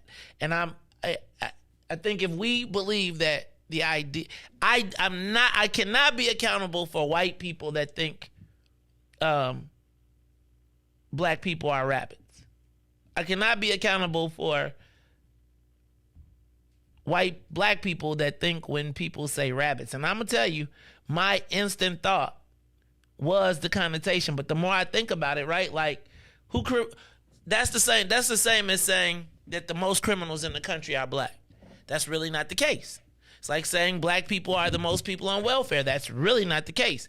But again, we have burned in our head these projections. Just it's interesting. So, caller, you're on the Mays Jackson Show. What am I missing here? Caller? Mays, yeah, Mays, good morning. How you doing? Good morning. Who there? This Mark, Mays. Oh, which Mark? Mark Carter? No, it's another Mark. No, not him. Okay, I was like, Mays, what's up, Mark? This is what I'm saying. This is, Mays, why do they try to make something out of nothing? The man simply said, go hunt them down like rabbits. In other words, get up off your butt and go catch this person. Whoever it is, white, black, Hispanic, whatever. I need you detectives to get up and go hunt them down like rabbits. Go find. In other words, go find them. Go find them. Lori Lightfoot she's running her campaign off of trying to downrate everybody else. She is not talking about anything she's accomplished because we feel she hasn't accomplished nothing. Okay? She's trying to take credit for things she has not done. She only badgers everybody, and she thinks that's going to get her in office on the next term. No, it's not. We need to know about speak on your accomplishments. If you got accomplishments, you speak on your accomplishments. Therefore, you don't have time to talk negative about somebody else. But by you talking negative about somebody else, that means you have nothing positive to say about what it is you're doing. Hey, Willie Wilson said what he said, and I understood what he meant. I mean, it doesn't take a rocket scientist to understand that the man is saying, catch the person. Go chase him, track him down. Find this person. It's simple as that, man. It's no other way around it. Hey, hunt him down like a rabbit. Go find him. Look at all them holes and everything and find this person. That's it. That's all. Nothing else to be said. I'm going to listen to you, man. All right. Thank you, brother. I appreciate you, Mark. Anybody else on the line? Carly on the Mays Jackson Show. They trying to force the words in his mouth, or I just feel like now they beating a dead horse. But I feel like, what I'm learning from Willie Wilson? Don't apologize. You apologize, and they're going to whoop him whether he apologizes or not. And it's like what we have is white outrage being used to turn. It's like them letters, Riis. It's like them letters. Now, the moment that I see some black people writing a letter to Willie Wilson talking about the white people, where's all the other people from the letter writing campaigns? Because guess what? I'm gonna tell you, I would don't apologize. I probably wouldn't use it, but you're not finna make me apologize. Look, I'm gonna go down with you might not know everything I'm saying, but you gonna know what I didn't say. Now, if you, sir, think that black children, if you think that, and then parents tried to clean it up by calling it an unarmed black person. Is it, the line's empty? Is anybody else on the line? Carly on the Mace Jackson Show. Hey, peace. This is Sister Erica. Hey, Sister Erica, how you feeling? I'm okay. I'm sore, but I'm okay. But I appreciate everybody reaching out to me and stuff like that. So I just wanted to call y'all, tell y'all thank y'all.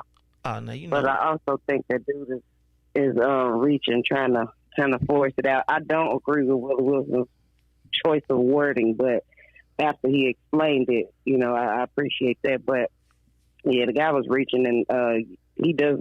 If ever he needed a translator, it shouldn't be Lloyd Lightfoot. That's all I said about that. But thank y'all again for everybody reaching out and stuff. And I'll see y'all this weekend. You gonna be all right? You make sure you take care of yourself, girl. We don't want you out here hobbling around. Okay, you know, because I know you probably got some natural cure. Every time I say I got an ailment, she be like, use the clove oil, but get you some peppermint. Do something. Hey, Sister Erica, but you part of the team and everybody love you. So we hope that you get well and let us know if you need anything. All right, y'all, it's the Mace Jackson Show. Anybody else? You got somebody else on the line? Carly on the Mace Jackson Show. Willie Wilson. What up, Patrick? What's going on, Mace? I'm good, man. These people are talking about Willie Wilson. Number one, let me say this about Paris. I haven't had any use for him since he came on the top when Todd was president of the Cook County Board. And the thing against him back then was him hiring relatives and close friends and all that. And Paris took that up, I remember, in an interview. And I thought they were getting ready to go to blows there at one point. But all black people, most black people, I'll say, agree with Willie Wilson. The only ones that don't are those who sympathize with these youngsters, and all are not youngsters. Some of these people are in their 30s and 40s who are out here killing black folks. Now, if they're killing black folks, I don't give a damn what happens to them. Because if I was able to do something to them, I would. You ain't going to kill a man and walk the street. That's how I feel. And if somebody else feels the same way about him, good. I'm tired of people apologizing for murderers. Get those people who are redeemable and then put them into these programs that can lead them on the right path. But these people who are out killing people over nothing, hunt them down like rabbits. Get them off the street.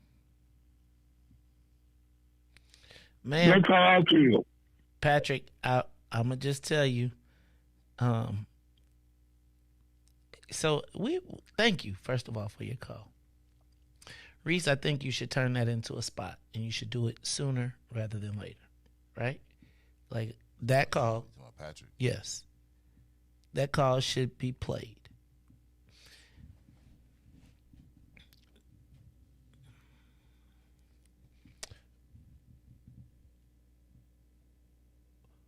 We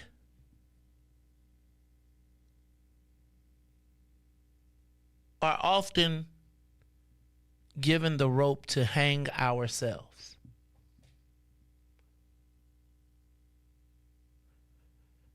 I find myself in a position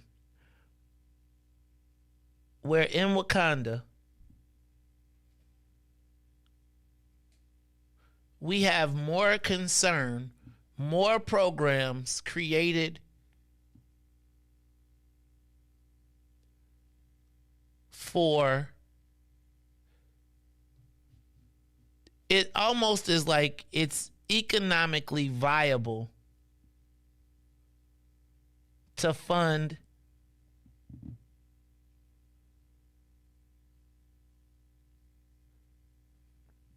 prevention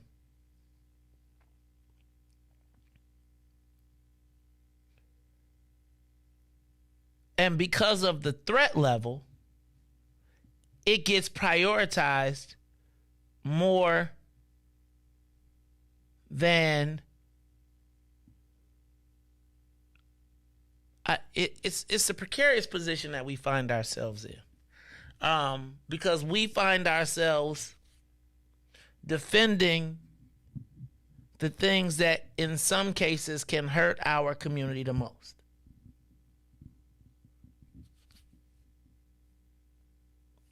And I'm all for the ministry,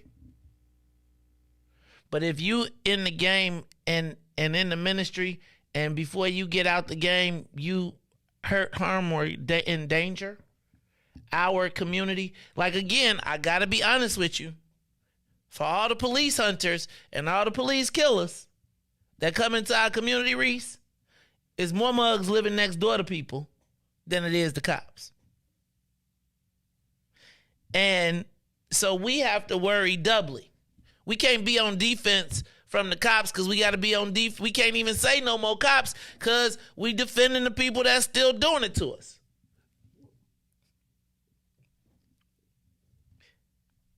Anyway, I just thought it was interesting that they put that in his face. I want to go to another moment because I think there is some other stuff that we should take out of this situation. This happened yesterday as well. Riis, turn me up in my headphones. All right.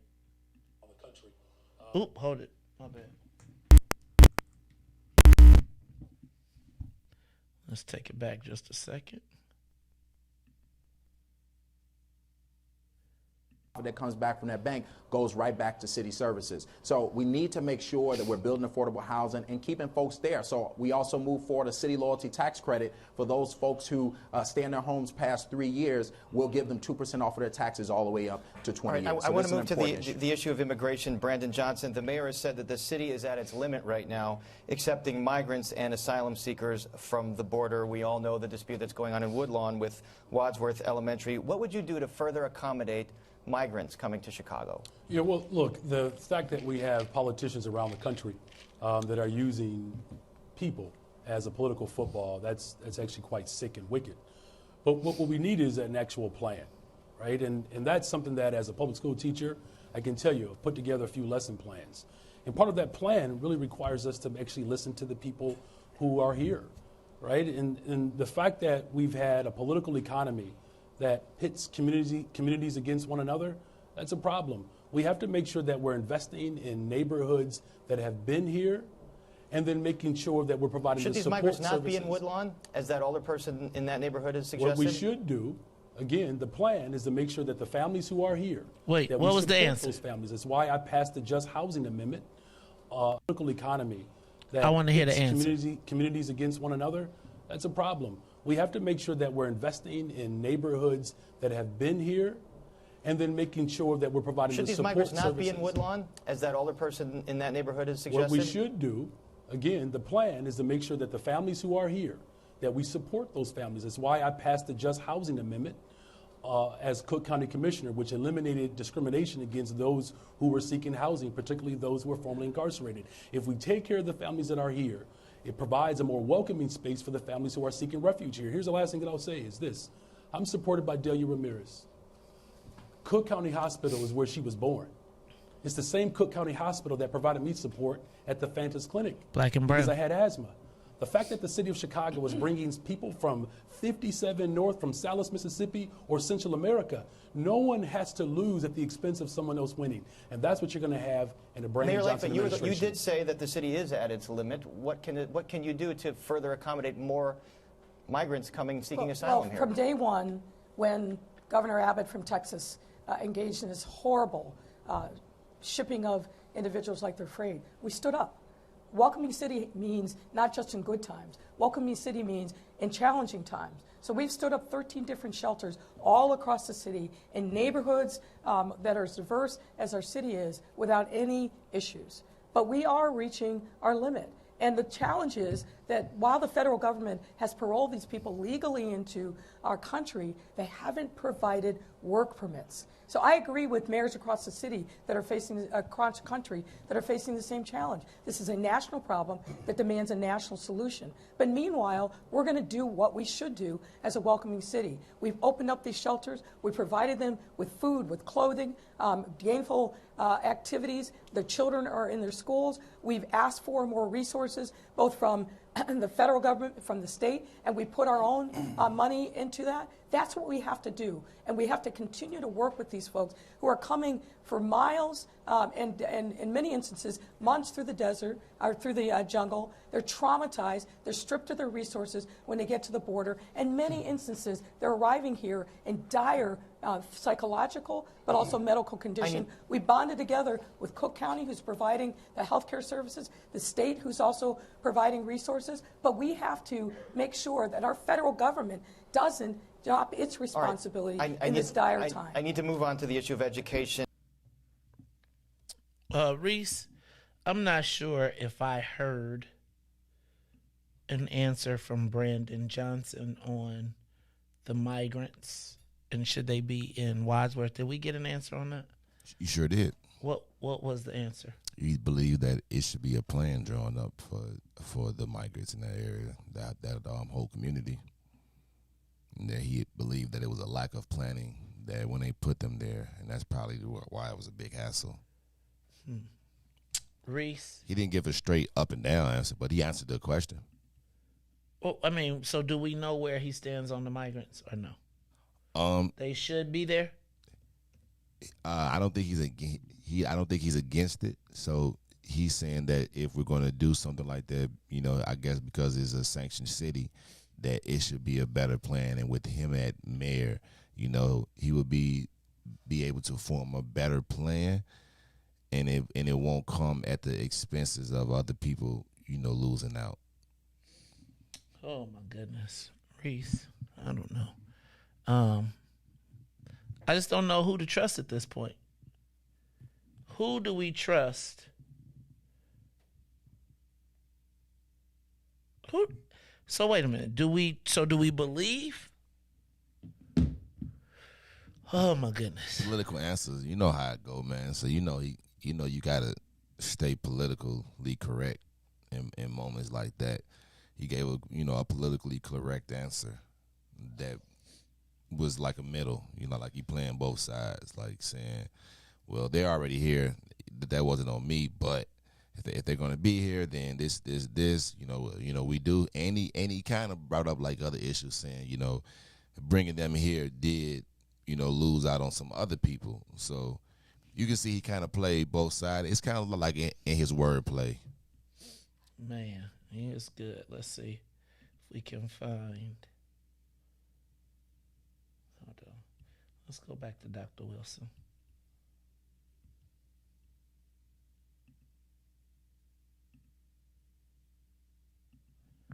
All right, here we go. Let's get back to Dr. Wilson again. Right now, taxes are running family. These expected future deficits. CPS go about closing these expected future deficits? Well, you got to use common sense. Right now, taxes are running families out of the city, so they have no kid to put into the school, all right? Crime is running people out of the city. So you're not going to fill those schools back unless you can lower those taxes and create new businesses and increase the revenue. But what I would do, I would take them and close those schools that only got 250 people in them, all right? And I would take them, sell them or rehab them, put affordable houses in there, create economic empowerment within the community, with people living in the community, construction, and get them back on their feet that way. Right now, they're just sitting there paying millions and millions of dollars a year. Last on that subject is that most of the kids that finished at Chicago Public School don't even know how to read or write. So all right. Ken Buckner, I want to bring you, because you have said you want to keep those schools open. So how would you? What would you do with those underutilized schools? It's 2023, and we're sitting here having a conversation in Chicago about how to close more schools, how to disinvest in more people and more communities. What's wrong with us? Seriously, listen, I authored the school closing moratorium. I actually did that to make sure that we had a runway to figure out what we can do to invest in our schools. It is almost 2025. We're close to that point, and we still have not done enough. Listen, we have to make sure that each school has a librarian, a social worker, and a nurse. We have to do the sustainable schoolwork to make sure that our young people have opportunities. We have to make sure that we bring trades and vocational training back. And after that, we got to make sure that there are pipelines to employment. Because if we train our young people and don't give them jobs, it makes no sense. It's like having a light bulb with no light to put it in, right? We've got work to do. But one more thing, Paris, please. Paul is saying that he's going to do what he did before. Please, let's not do that. What Paul did before was take pension payments and use them for operating costs in our schools. I was a kid who was in the district when he was running it. It's not okay. Let's not go back to the future. All right, Sophia King, given the budget situation with CPS, what would you do with those underutilized schools? Yeah, so we all know from our past that great schools drive great communities. So I would seek to bring great schools to communities and drive economic development. We can also use a tool called opportunity zones, which allows investors to put money into this vehicle and take it out tax-free in 10 years. That can drive housing on the south and west side and build communities around these schools. You can then take that incentive and the money that we make around that, increment that tax with TIF zones, and build those schools. So I agree that we have to talk about bringing good schools. All the schools that we're talking about opening now in other areas, they're already oversubscribed. So we know that the city needs good schools. Selective enrollment schools are oversubscribed.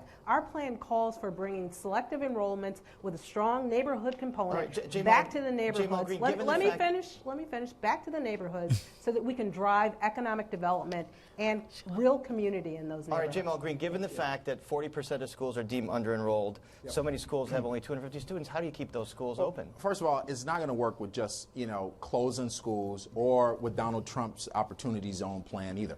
It is going to be making sure that we invest in every school institution throughout the city of Chicago. We have to move from enrollment-based formula to needs-based formula. And every school throughout the city needs the resources that they need. So we got to go to our state partners and say we got to change our formula and we need more money from the state. And we also talked about the public bank. That can be an extra stream of funding for our underfunded schools, and that will be a place where making sure that all schools have high quality where people want to send their kids. We do want it. We do. Allow them to occupy those. How to occupy those closed or vacant buildings? Why don't you allow the community to alternative schools? From the teachers union will not. What people want to send. Mayor and Paul, that's just very quickly because I need to get to Bridgeport. Okay. Well, first of all, I've been mentioned 3 times, and I appreciate you giving me an opportunity to respond. But let me point out right now, we have 85 charter schools that are in substandard buildings because the school board, under pressure from the teachers union, will not allow them to use public buildings. Let me point out that charter schools are public schools and they're not-for-profit schools. But they can't use those public buildings.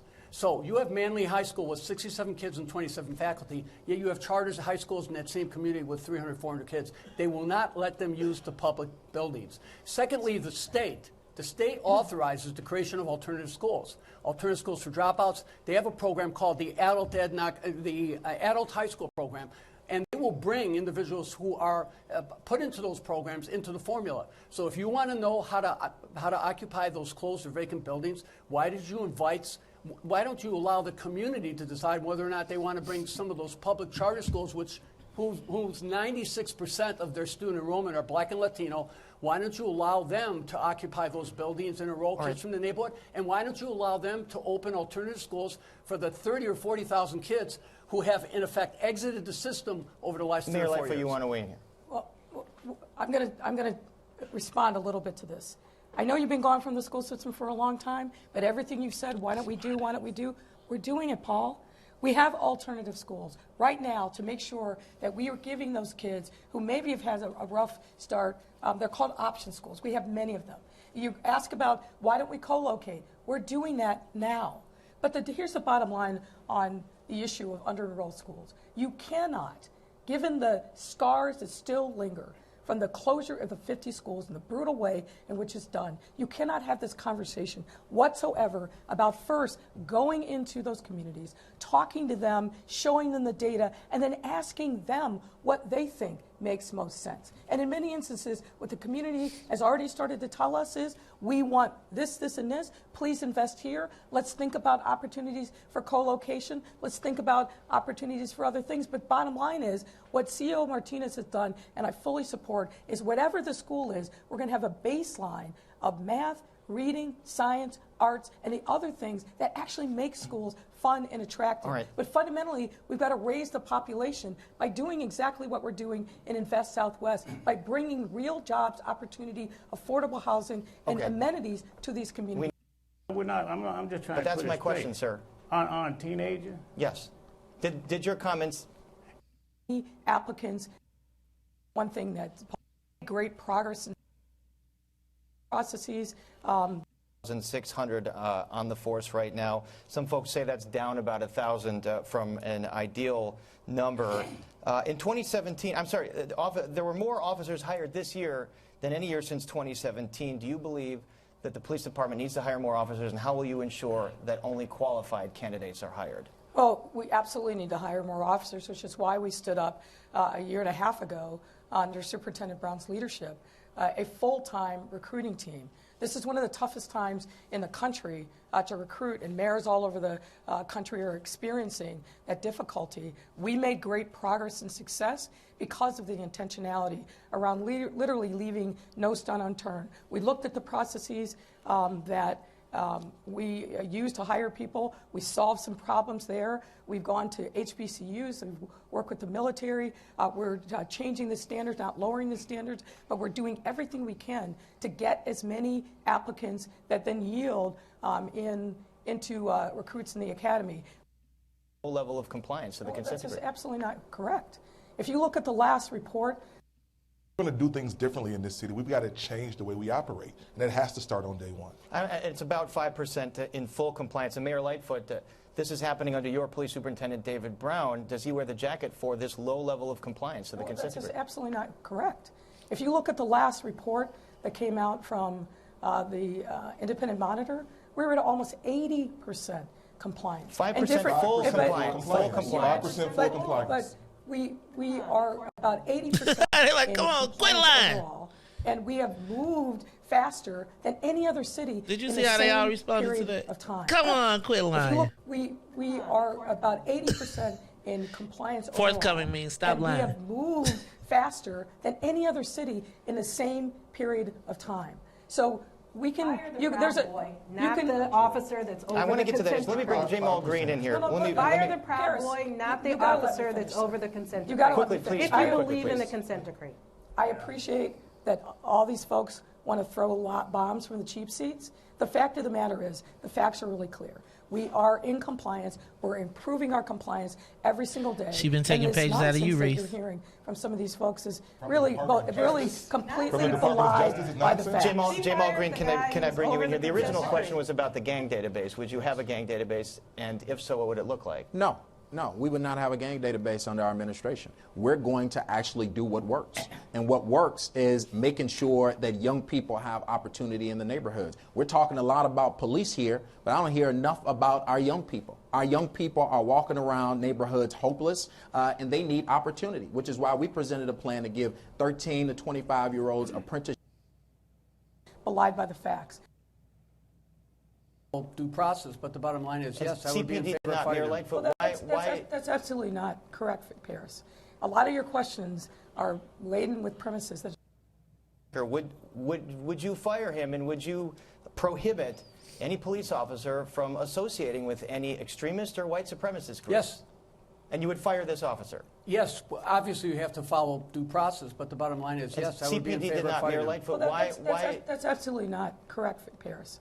A lot of your questions are laden with premises that are just belied by the facts. This was a case that came to the attention of CPD from the FBI. But unfortunately, the FBI did not provide the details of the statement that they took from this particular officer. So CPD literally had to start from scratch. They did that.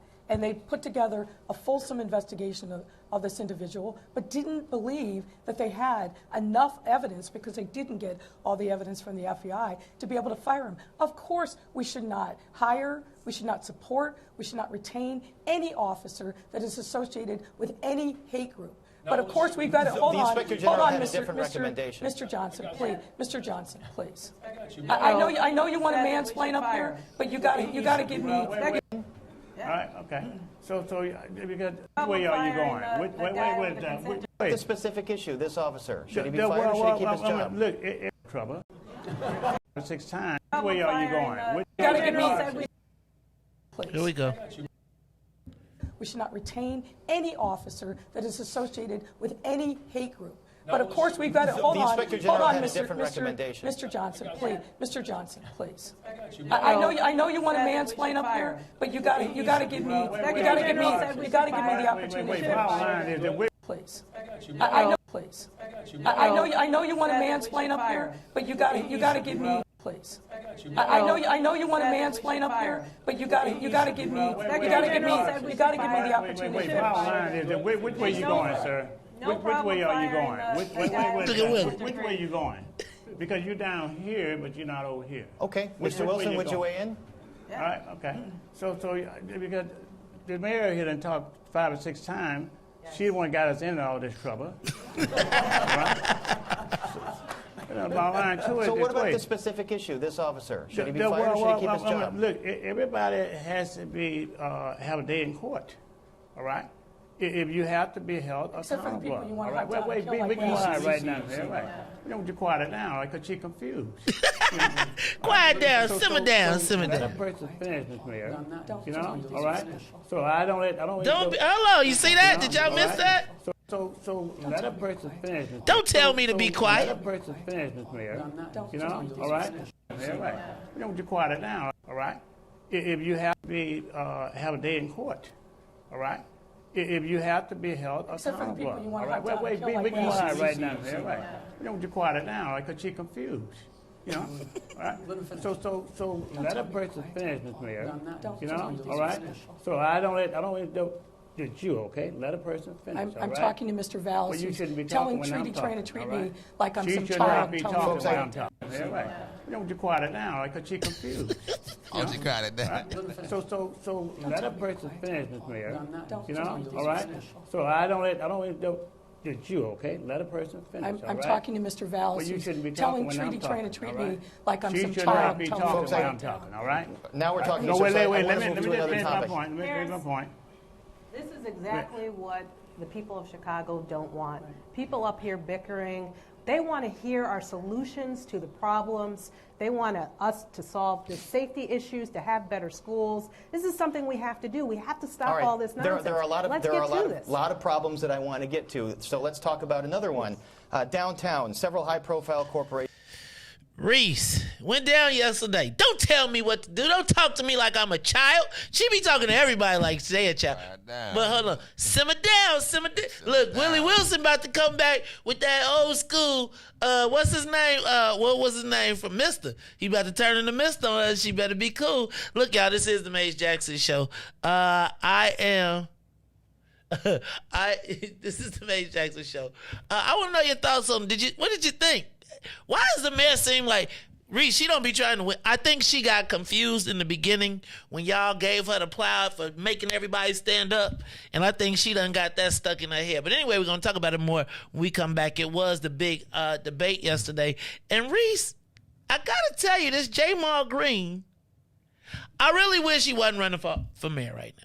I really do. I've given him a hard time over the years, but I feel like he has really matured as a candidate. However, I discovered something last week. And once again, we let other people take our young people. Man, Joe, it's like I sure wish we could have our own activists and we could take care of our own people. We're going to talk about it all when we come back. It's the Mace Jackson Show. We'll be back after these messages. That fake tough talk. That's it, Jason. That is what blows me. It's like, now You know, remember when you remember, man, my boy Fred used to be like, you ain't whooping no ass around here. He used to say that all the time. You ain't whooping no ass around here. And it's like, she be walking up on people like Paul Vallis is 6'8", right? And remember the last time a white dude walked up on a black woman that was that short, we had to ride a bus down and go make sure she was straight. Y'all better cool out here. It's the Maze Jackson Show. I'm your host, Maze Jackson. Hey, man, we need to record that, too. Don't talk to me. Don't tell me to be quiet. Talking to me like I'm a child around here. All right, it's the Maze Jackson Show. We'll be back after these messages. The Maze Jackson Show will be back after this break. Maze Jackson. Tune in to the Maze Jackson Show every day, Monday through Friday from 6 to 9 a.m., where you can catch us on YouTube, Twitter, Twitch, and Facebook Live. Plus, from 6:30 to 8, you can get us on WBGX 1570 a.m. That's right, it's the Maze Jackson Show, where every single day we ask the question, what's in it for the black people? And if you don't like it, you can still tell them, Maze said. We out of here. Peace. Willie Wilson for mayor of Chicago. The violence in Chicago must stop. Willie Wilson pledges real action to do that. A revised police structure, 4 superintendents, more accessible to their neighborhoods, providing faster communication and concentration of resources. Willie Wilson pledges more integrated police patrols to increase community, confidence, and cooperation. Willie Wilson's pledge will make Chicago safer. Finally, Chicago, do it right. Willie Wilson for mayor. Chicagoland, all roads lead to Solo Beauty Supply, the largest black-owned beauty supply in Chicago.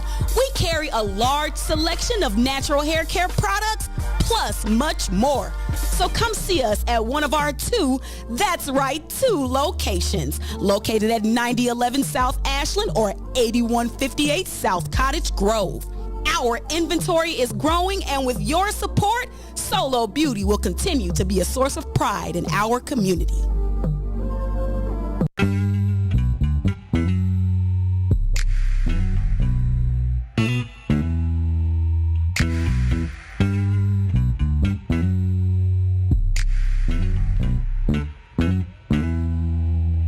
You ever blame yourself for some shit you didn't do? Carry the weight for love, kept it moving, ain't never looked back. 'Cause I see the bigger picture of being a victim. No, things get hard, you gotta be strong, I've been right there with you. So live your whole truth and be your whole you. Yeah, they can talk behind your back, but they can't hold you.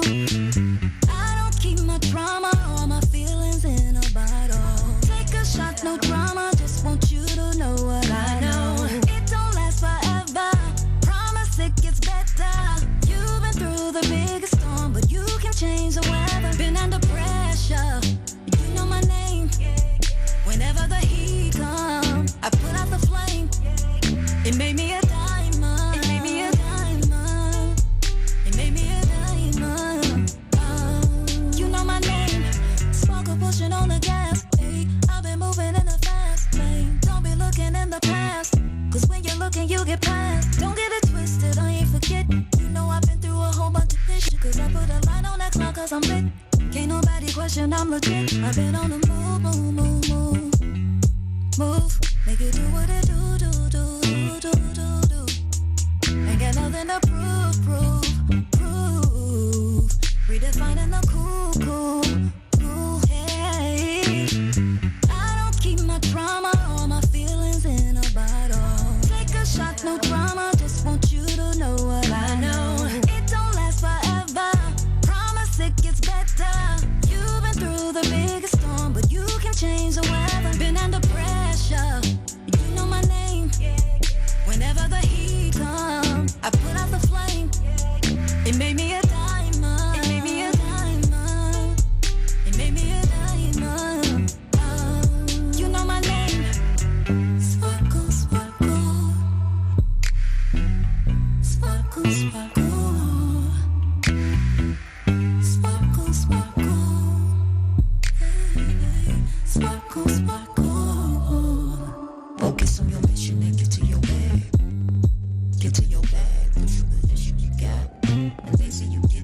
niggas get mad. Focus on your mission and get to your bag. Why money ain't free? Why can't you just give it to me? I don't wanna work for nobody. I'd rather keep doing me. Why money ain't free? Why can't you just give it to me?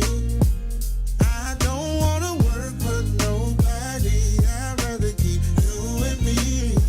Why money ain't free? Wake up in the morning with the frown on my face, cause I know it's another day that I gotta face now.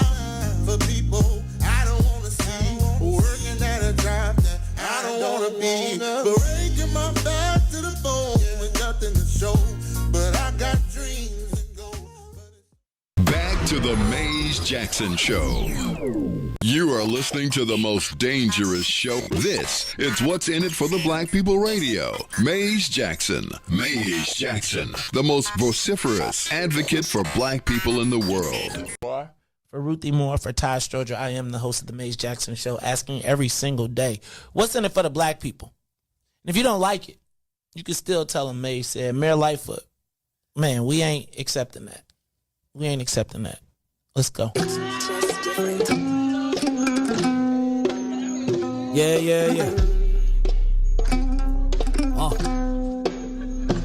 Let's get down to business and go ahead and address the facts. Man, Lightfoot seems more lesbian than black. Rahm Emanuel's another case. He was just as tired. 50 closed schools left much to be desired. Police had Anjanette naked on that body cam. They suppressed the footage so it couldn't touch a lot of hands. Reminds me of that 16 shots in that cover-up. Both of them similar, so I went and dug it up. George Floyd killed, a lot of riots happened in the town. Southside burned and they wouldn't let them bridges down. Grandmother sick, need a prescription and plus a couple groceries. You gon' have to travel just to get it now. COVID-19 out here shutting all the business down. Not enough SBA loans to even give around. So many failed businesses that you could put them in the pile. If you don't survive the pandemic, it's gonna sit you down. We sing, dance, play ball, entertain, and crack jokes. Government infested black neighborhoods with crack smoke. System that milked us so bad, we got lactose. Still trying to find out what's in it for us black folks. We sing, dance, play ball, entertain, and crack jokes. Government infested black neighborhoods with crack smoke. System that milked us so bad, we got lactose.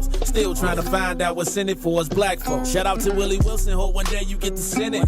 We need some different players in the game to handle business. Too many shady characters like Madigan and Blago. But when you really break it down, it's typical Chicago. City full of gangsters, it's what the land was built on. Same streets with hood legends, DNA get spilled on. Carjackers out here lurking, trying to get they steal on. Looking for a block to put them Hellcat wheels on. Let us give bogus appraisals a red line. Car crackers out here getting minimal fair time. And I'm concealed carry, I stay with the pipe. But Illinois gun laws giving minimal rights. Stay up on the swivel, make sure I'm moving tight. Check all of my mirrors when I pull up to the light. Pick my homie up from out of town, man, he caught a flight. He was hella nervous, told him, shorty, this a way of life. We sing, dance, play ball, entertain, and crack jokes. Government infested black neighborhoods with crack smoke. System that milked us so bad, we got lactose. Still trying to find out what's in it for us black folks. We sing, dance, play ball, entertain, and crack jokes. Government infested black neighborhoods with crack smoke. System that milked us so bad, we got lactose. Still trying to find out what's in it for us black folks.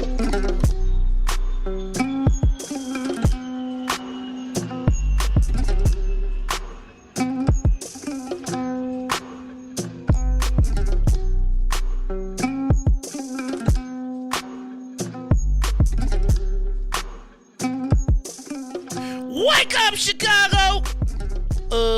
Wake up, world. This is the Mays Jackson Show. I'm your host, Mays Jackson. Got my man, DJ Riis, the ruler, on the ones and twos. And Riis, I want to hear from the people on the debate. I want to know what they thought. I want to know how you feeling. Why does it feel like the mayor is just so combative? And I keep going back to that. Did you see that point when she said, we're in 85% compliance? And everybody was like, huh, 5%. Come on, be forthcoming. And then the whole...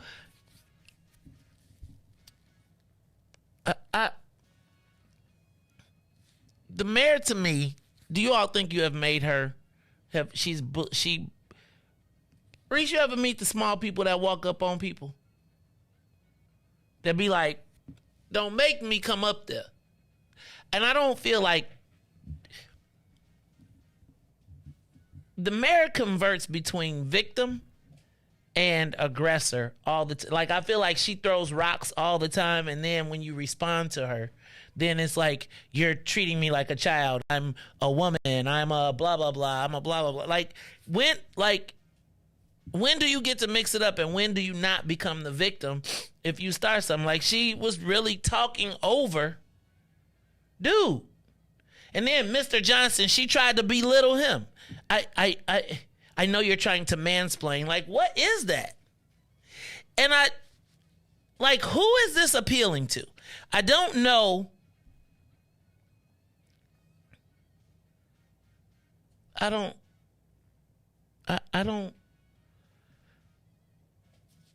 Let me also suggest that Jamal Green has been impressive this candidacy.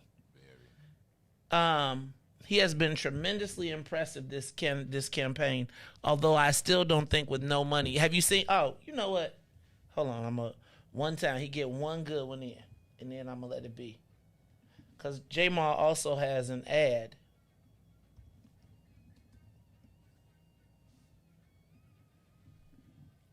And I'm gonna see if I can find it. We could play it.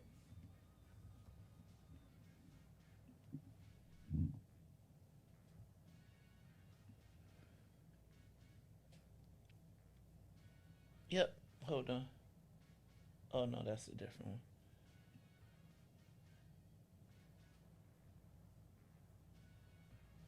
Huh, I lost it. I can't find it right now. But Jamal Green has a new TV spot.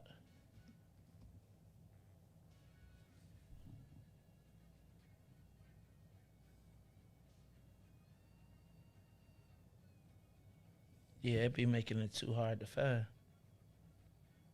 Hold on.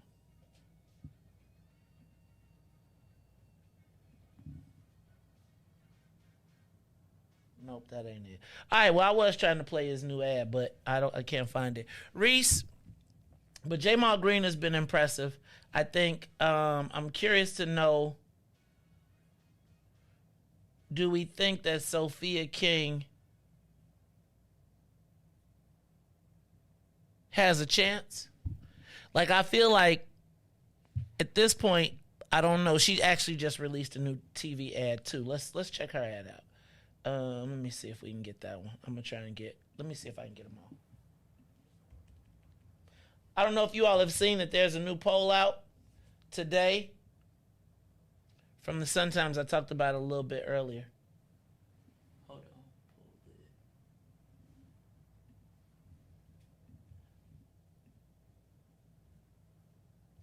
All right, let's start with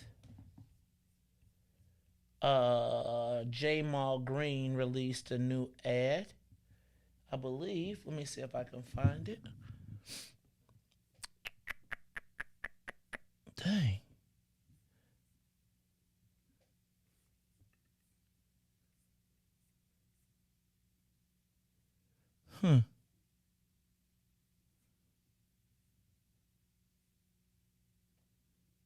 Okay, here we go. I got it. All right, so I'm going to just show you some of the updates of what's going on in the campaign world and some of the things that the mayor's candidates are facing. And then, Riis, I'm going to tell you kind of where everybody is according to this. The poll that I would guess probably is close to the most accurate. And I don't know if it's a poll or a survey, so I'll have to look at that. But here is Jamal Green's latest ad. You got me up on the computer? Red. Here we go. Green is gonna ban the boob. What? And you know he's really the only one that understands public safety. But they say he's too young. Well, he wasn't too young when he was leading marches against violence when he was 15. And he wasn't too young when he made Chase Bank give back $1 billion to Chicago communities. Chicago, we can't afford more of the same old political rhetoric. It's time for someone new so we can get things done and create a better future for our children. Punch one for Jamal Green. So that was Jamal's commercial. What you think, Riis? I like it. Play it again real quick. Let me see it. I don't know if I'm going to play it again. He ain't advertising with us. He had one shot. Brandon has a new ad out. I'm running for mayor because every day I walk out my door, I experience firsthand what it takes to make it here. For too many of us, it's getting harder. I love Chicago. I'll be a mayor that makes the city work better for all of us. No matter what neighborhood you live in or what block you live on, together we can build a better Chicago. Safer communities, better schools, good paying jobs, and thriving small businesses. I'm Brandon Johnson. I know what it takes to get the job done, and I am ready to make it happen. That was Brandon Johnson. What is going on? All right, let's see who else we got, Riis. See if I can find you another campaign ad. I think Mayor Lightfoot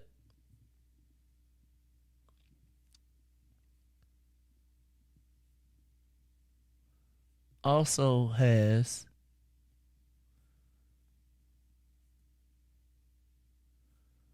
another ad, but we got to check it out. I'll check that out in a minute. Riis, right now, they are suggesting that in the new Sun Time. Oh, let me back up. And then there's, check this out. The 77 Committee, an independent expenditure group that supports Lightfoot, is behind a new attack ad targeting Willie Wilson, targeting Brandon Johnson. Right? So this...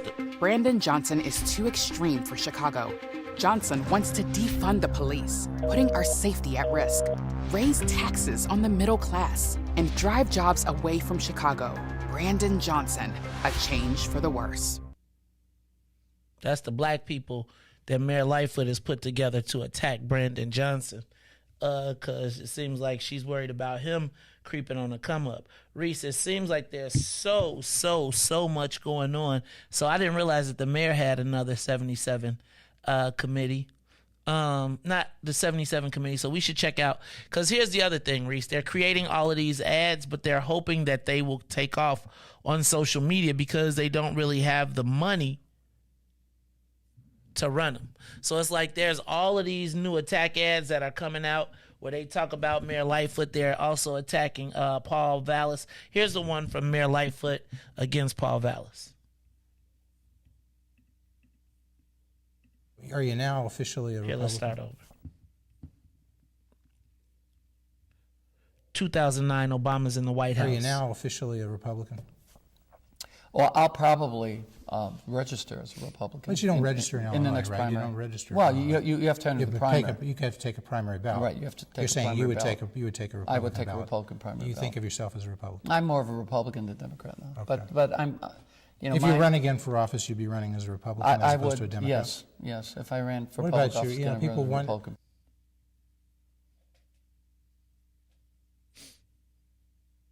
Riis, what's the best? She getting down there? She getting desperate, right? But you know that's that's a lightning rod for black folks. Republican.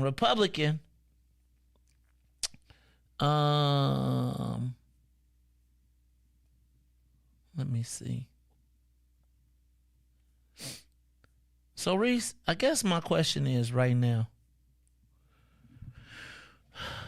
if you were looking at the race, who you think is winning?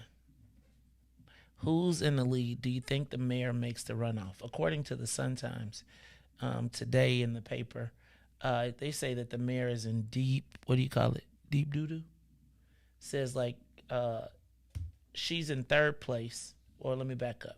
The new poll says that I didn't hear what Chewy did. Chewy was there. Oh, hold on. Let me give you one more. Because the mayor needed a bigger one. Oh, no. Are you now officially a Republican? Well, I'll probably register as a Republican. But you don't register in Illinois, in the next right? primary. You don't register. Well, you have to enter the primary. You have to take a primary ballot. Right, you have to take You're a saying primary you would ballot. take a Republican I would take ballot. a Republican primary You ballot. think of yourself as a Republican? I'm more of a Republican than Democrat now. Okay. But That sounds like you, Riis. If you run again for office, you'd be running as a Republican. as Sound opposed like to a you. Democrat. Yes. If I ran for What public about you? office, Yeah, then I'd people run as a want. Republican. So can I point out something, though, that I think that I guess the other campaigns are waiting in case they're going to a runoff with Mayor Lightfoot. But Mayor Lightfoot, Riis, did you know Mayor Lightfoot represented Bruce Rauner in the fight in the last ward remap, and I mean in the state remap, she represented Bruce Rauner against black people, against the Black Caucus.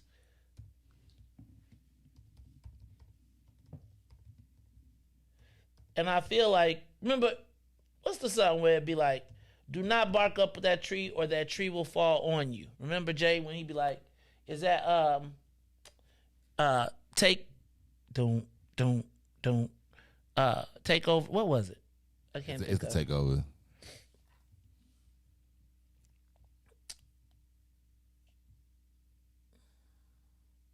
So, hold on.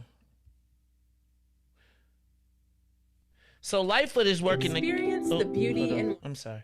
Lightfoot is working to cast him as a Republican, Riis, but all of when she ran the last time, she was supported by the Republicans. She took money from Ty Fainer, one of the top Republicans in the state, was her campaign chairman, right? She also took money, lots and lots of money from Sam Zell and a lot of the top Republican people.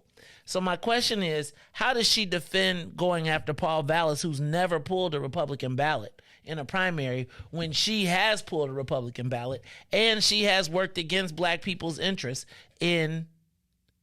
as a Republican? She was the people that Republicans went to when they needed to sue black people. But he said that he's a Republican. And we just got on Willie Wilson for what he said. So now we got to, now I know what he said. We can't pick and choose, you know, like, oh no, like this and that. If he said he Republican, then she right. He Republican. He said it. He said it in 2016. So Riis, you can't change your mind? See, this is what I asked then. So then how far do we get to go back on what people say? Right? How far back do we get to go on what people say? Because then my question is, who plays the mayor's greatest hits? I just think that this is a very bad track for her to go. And the fact that nobody is using it, Riis, means that guess what? If she makes the runoff, they're going to mollywop her ass with it. Right now, she is in the space where she's desperate to make the runoff, so she's shooting at everybody. But you know what the other part is, Riis, for all of that commercial? You're not going to see it because she don't have the money to put it on TV. So she's hoping that you're going to go, like I did, all through all of those things and go to a microsite where you can say, or she hopes that the video will go viral. I actually saw that commercial on TV for the random time I actually watched TV. What? The commercial that you, is a commercial like that. Not the 30 seconds. And then did it have a back of her on it too? Or it was just, you sure you saw it on TV? Maybe it was cable. No, I don't know. Was it on cable or was it on 257 now? It probably was on cable for sure because I would say, but I don't watch 257. So right now, Riis, to win the mayor's race, if you're not an alderman, you're going to need to be on broadcast TV.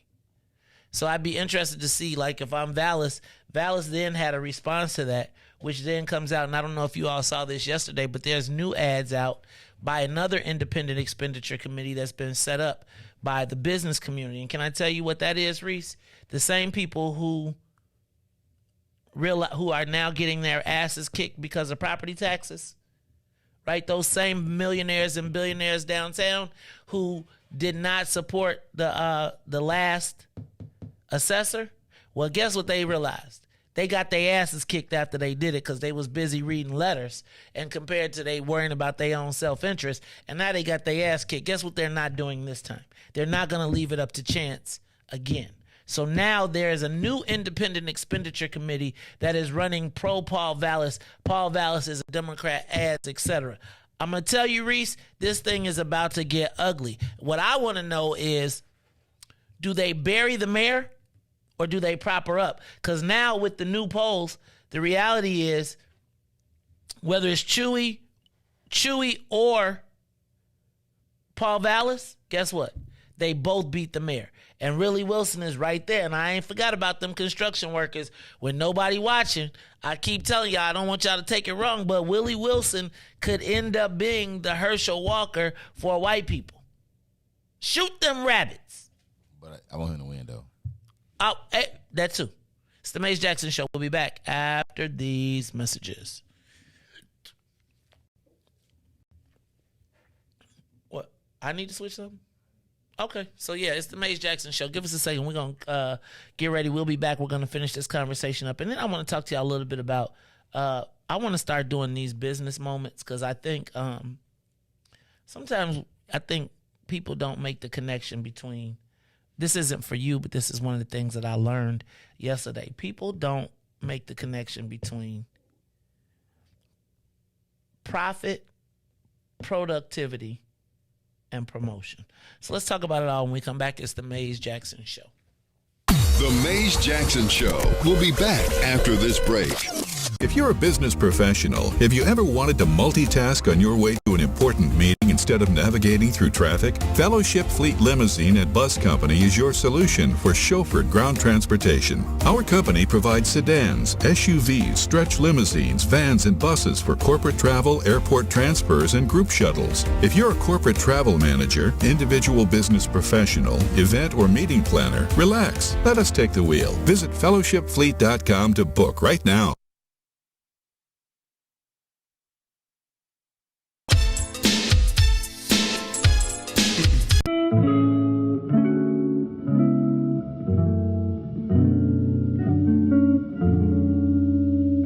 Loving you has always been easy because it's true.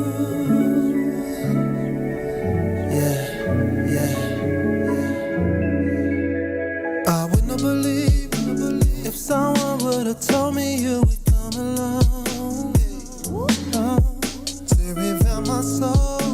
Cause I was done with love, my heart had grown cold. You had good energy, exactly what I needed. You walked in my life and placed the joy where was needed. Not a mirage, what I feel for you. Put that on God, girl, I'm loving you. Said it's easy. It's easy to love. Easy to love. Said it's easy. It's easy to love. Easy to love. Oh yeah. Loving you has always been easy cause you're beautiful. Loving you has always been wonderful, more than you'll ever know. We got good chemistry, go together like love says. Passion and care, we show one another, tops all the rest. The feelings I have for you, I ain't felt in so long. What we share together, baby, the bond is so strong. It's no facade of what I feel for you. Put that on God, I got love for you. Yeah, said it's easy to love. Easy to love. Said it's easy. It's easy to love. Easy to love. Said it's easy. It's easy to love. Easy to love. Said it's easy. So easy to love. Easy to love you. Loving you has always been easy cause you're beautiful. Loving you, yeah, it's what I search my life to do. Yeah. Oh yeah. Oh yeah. You are listening to the Mace Jackson Show. Hey, don't miss him on Saturday night at Obsidian in the living room. It is Sean White. It is the Obsidian Social Club. Yeah, I know it's people that's going to be trying to trip, but the reality is it is a social club, members only. But y'all know if y'all need to figure out a way, let me know. I can get you a trial membership. Riis, do not bark up that tree. That tree will fall on you. Part of my challenge with the mayor, and then I'm going to stop talking about this. Give us a call, 872-259-7474 is... I be feeling like they don't act like they be acting like Google does not exist. You got a second? Can you flip me back over to the dig? I just wanna, cause how far do we go back, Riis? And this is what makes me say that the mayor probably needs to be careful. This is from another WTTW special. But I wanted to point something out. Give you an opportunity to hear something that they report. That while she's calling people Democrats or Republicans, here is from WTTW special. Lightfoot took on a number of cases at mayor that would later... Can you turn the volume up? ...political opponents. She represented Mayoral lynch against claims of race discrimination. She defended an off-duty police officer who'd participated in a barroom beating. And she worked for a group of Republican lawmakers challenging Illinois' legislative map. We're a bunch of Republican members of Congress, and certainly Lori Lightfoot's a more progressive Democrat, but we were blown away at how fair she was and how excited she was to work on this case. In this firm, no one is forced to work on something that they don't want to work on, but by the same token, you know, our clients come and they need our advice, and Lori is a perfect person to handle complex matters and do problem solving for them. Lori Lightfoot was well on her way to becoming a partner with an extraordinary salary, but she wanted trial law experience. She was, and how challenging provide class halls were worlds away from Massillon, Ohio. But if Lightfoot felt out of place, she didn't show it. I met Lori when she was an associate here. She was a little intimidating. Lori has a kind of a reserved exterior, but as soon as I got to know her, it's nothing but gold. Lightfoot took on a number of cases at mayor that would later provide ammunition to her political... We thought she was the angry black woman, but little did we know she was down for the cause. Opponents. Remember I told you she made her living prior to being the mayor, being the black person that was willing to challenge black people for large corporations. Remember that? Yeah, I told you I actually wanted her to win when it was just the two of them. I thought she was going to be a good mayor. I know. As soon as I got to know her, she's one of us. Nothing but gold. Nothing but gold. We could use this lady to whoop on all the Negro cases. Lightfoot took on a number of cases at mayor that would later provide ammunition to her political opponents. She represented Mayoral lynch against claims of race discrimination. She defended an off-duty police officer who'd participated in a barroom beating. And she worked for a group of Republican lawmakers challenging Illinois' legislative map. Now, pay attention to the fact that they said she only worked on the stuff that she wanted to work on. So you know there's those people that be like, give it to me. Let me go whoop these Negroes for you real quick. How they do it in the movie? Hold my beer. Let's go. We're a bunch of Republican members of Congress, and certainly Lori Lightfoot's a more progressive Democrat. Now she willing to do this during the Obama era. Okay, so remember she did the Paul Vallis commercial. She did this during the Obama era. But we were blown away at how fair she was and how excited she was to work on this case. In this firm, no one is forced to work on something that they don't want to work on. But by the same token, you know, our clients come and they need our advice, and Lori is a perfect person to handle complex matters and do problem solving for them. Lori Lightfoot was well on her way to becoming a... Riis. Cue up. You can't cue it up, but do not bark up that tree. Or that. No. Oh, shoot. A partner with an extraordinary salary, but she wanted trial law experience. So in 1996, she left it all behind to become a federal prosecutor. My parents were quite shocked, actually. That they said, wait, no, you did what? Becoming a federal prosecutor, being black and gay, and despite it all, she still became a federal prosecutor. And might I add that some of the people that she prosecuted with, I slept beside. When I was going through the process to become an assistant United States attorney, my brother was a fugitive. The year that Lightfoot became a federal prosecutor, her brother was arrested for a federal crime, possession of crack cocaine with intent to distribute. It was tough. It was tough. Brian Lightfoot was sentenced to 17 years in prison for a case not so different from those his sister was prosecuting. She prosecuted a lot of the gang members in Chicago, and a lot of people would ask me, what's your last name? And, you know, you have a number on your chest, and you have a number on your Illinois. Putting away a notorious arsonist who tried to murder his family, and taking down drug traffickers. Those cases now hit very close to home. I can't say precisely that my brother was on my mind, but a lot of the defendants that I dealt with in drug cases were black and brown young men. Those kind of experiences really deeply affect you. But I didn't feel conflicted about it.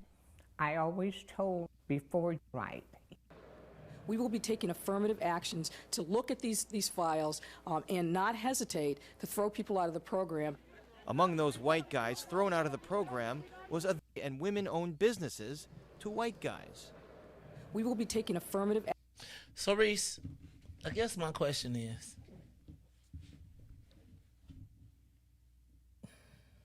well, I'm not going to ask my question. I'm going to just let it be. Look, y'all, it's the Mays Jackson Show. Y'all got any questions? Calls? Give us a call, 872-259-7474. That whole thing kind of makes me look at the Paul Vallis commercial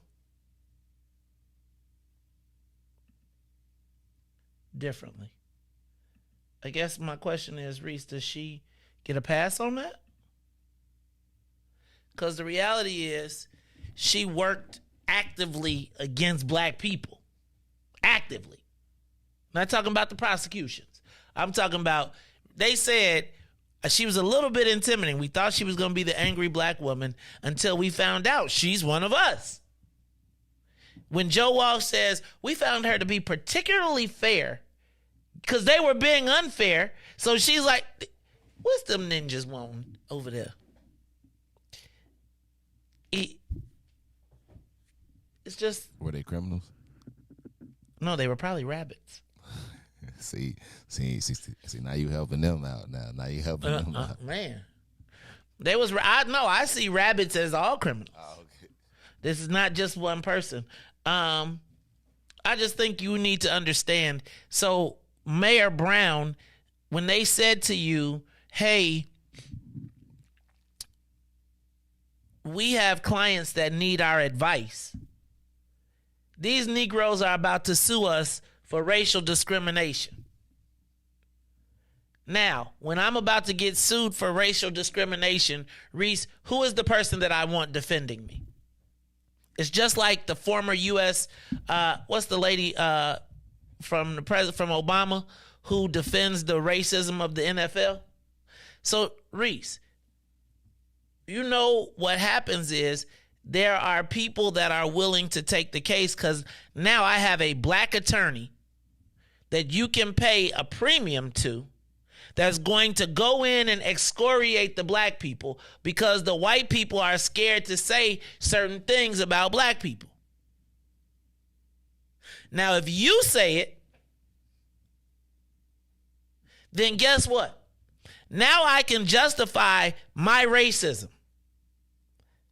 When they asked her about it, she said, look, I created ways for people to she settled the cases out of court, basically saying, look, I got them paid for the racism that they took. And the white companies got to get off without having their racism exposed. And Riis, can I tell you, there is a good business in being the black person willing to lynch the black person. It's real. And white people pay a premium for that. Yeah, you got a black woman that can go in there and tell these people we're not racist. And then because you looking at somebody like you and you come in and you snap off and you be like, now for real, we know about your crackhead daughter and we know about your such and such. You know that we know your rent ain't paid. We know you get you behind in your joint. So you would behoove you to take this $20 million and keep your mouth shut. White woman go in there, black lady gonna be like, slap the taste out your mouth. You don't get up out of here talking about me after y'all done shot my child. look, Mrs. Johnson, we know your child is in child welfare, is in the custody of the state. Do you really want us to tell how you got that money? Do you really want us to tell about the times that you were outside on the block because you were trying to pay your, right? Do you really want us to go through all of your records and check for all the $40 transactions? Why are you looking at me like that? Why you laugh, Riis? Oh, it gotta be $40 transactions. Because I want you to understand that they go to the gut. Her job is to hit you in the gut, right? Her job is to take your righteous anger as a black person out. I can't have that white lady that was just there saying, I see here that you, but if Lori Lightfoot walk in and be like, hey, yo, your mama this, your daddy this, we know about you did this, we know about you did, look, we got $20 million. You want to take this? Or you want me to take you out to court and call you out and expose you? Now, you might beat us, but your whole family going to be looking at you crazy. White guy says, oh, I got insurance to pay that. Whew. Now we don't have a class action lawsuit. I'm sorry. I'm not. I just want y'all to understand. Riis, they said you volunteer for those cases. So when you saw Bruce Rauner say, look, me and a group of Republicans want to challenge the Black Caucus, this is not defense, you say, I'll take that. She was a bit intimidating, and then we found out she was pure gold. Oh, we could talk like this, like that in front of about the black in front of you? Oh, you know, they are. You're not the same. Lori, well, you know when white people be like, where did you go to school? Where did you learn? Riis, you get paid a premium for being able to do that. It's a good business. I'm here to tell you, I've been in it before. Till you realize, because again, you don't necessarily start out that way. They cheer you on. They say, great job, you won the case. You did great for your client. Because you know all the secret powers, because guess what? You've been an ally walking in and out the room, except you taking our information and you going over there, so you know how to punch us in the gut. You know what the weaknesses black people have are. Because you got a crackhead brother. So you know what's going to be the pressure points. You know the pain and you know the embarrassment and all of those different things because you got it, but you weaponize it. I'm trying to help y'all understand it's like you can't be calling somebody out on Republicans because when the Republicans needed a knife against black people, they used you. But now you want to be upset about rabbits? And now you know why it's every black person. Now you know why she thinks of criminals rabbits as you.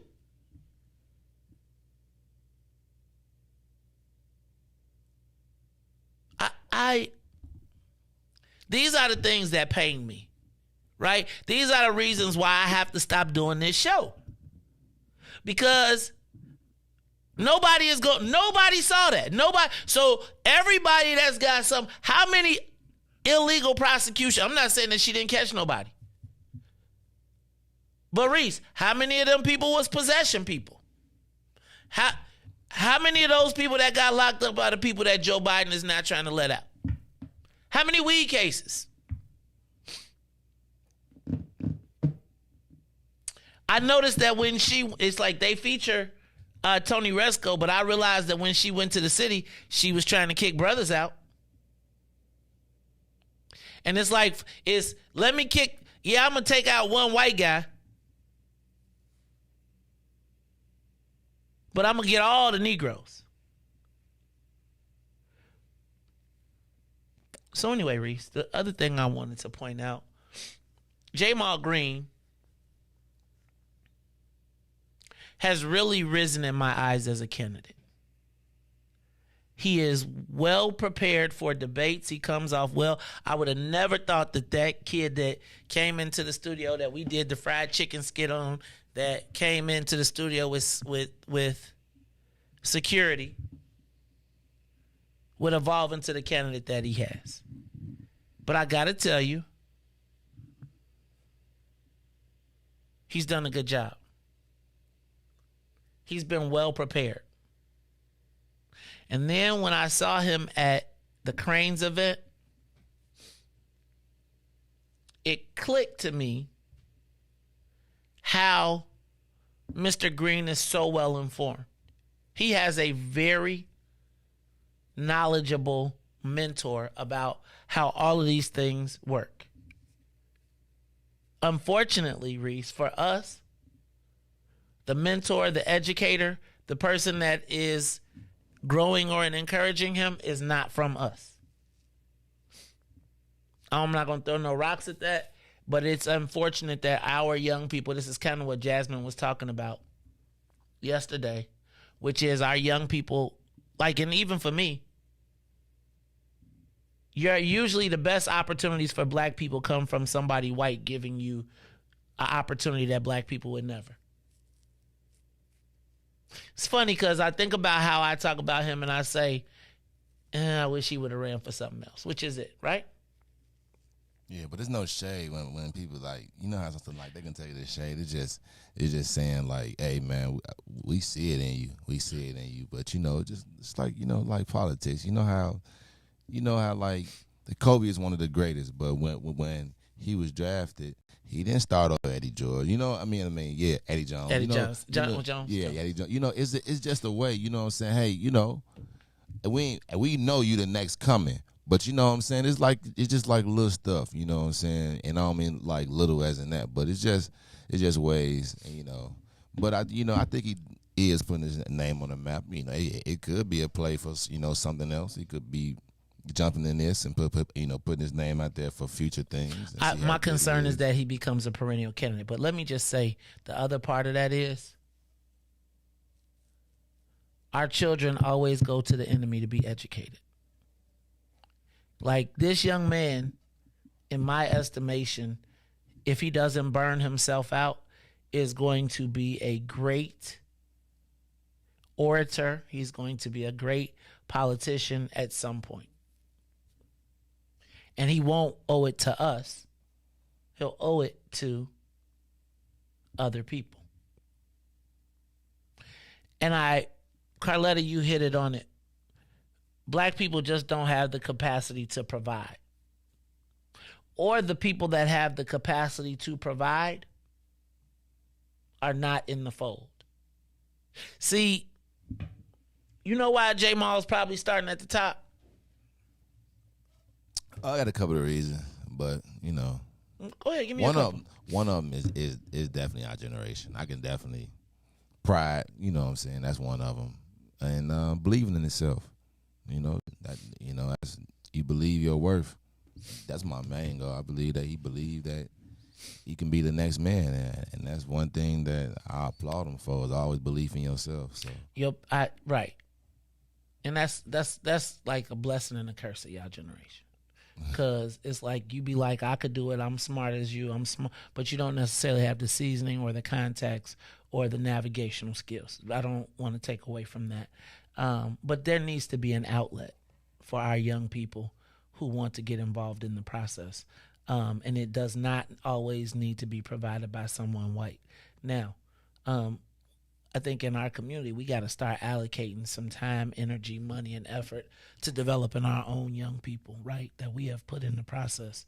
But I cannot discredit the man for somebody recognizing the talent that we kind of made fun of, right?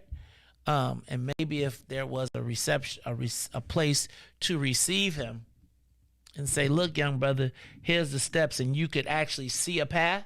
Because the problem right now is that nobody sees a path. And so you take the path that oftentimes the white folks will identify our best and give them a path out, and we haven't carved a path for them.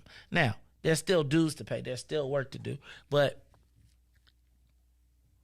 there's also like who does this little nigga think he is?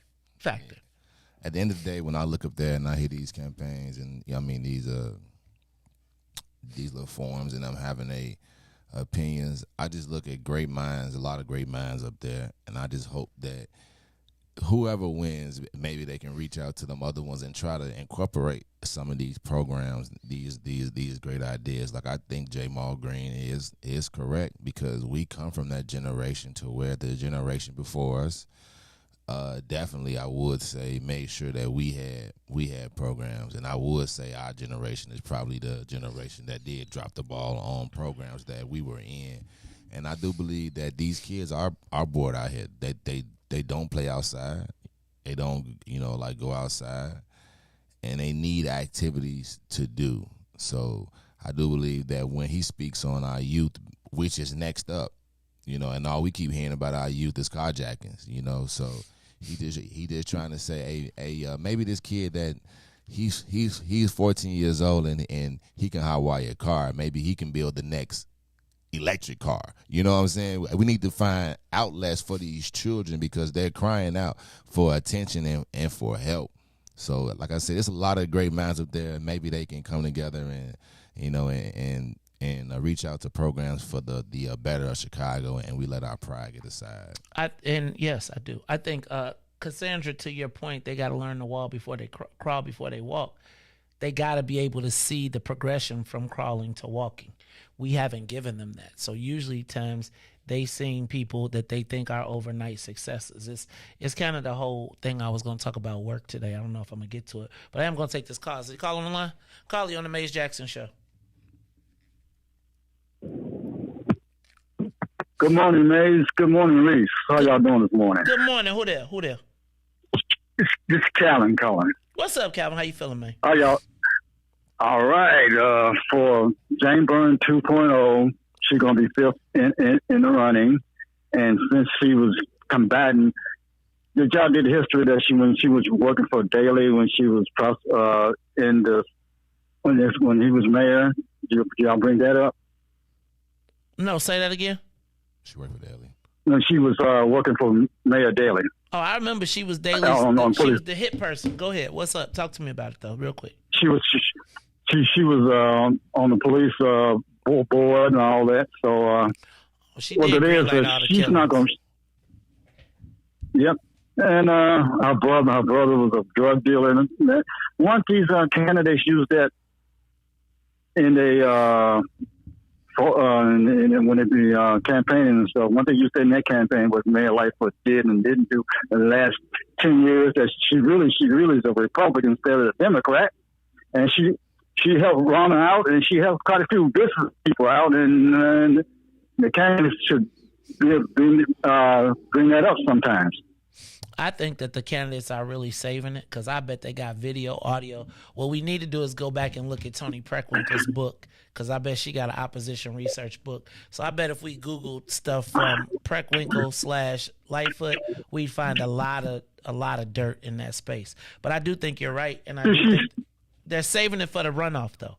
I think that the reality is they're saving it for the runoff. But she's not going to make the runoff. It's going to be between Willie Wilson and Carl Vallis. That's the bottom line.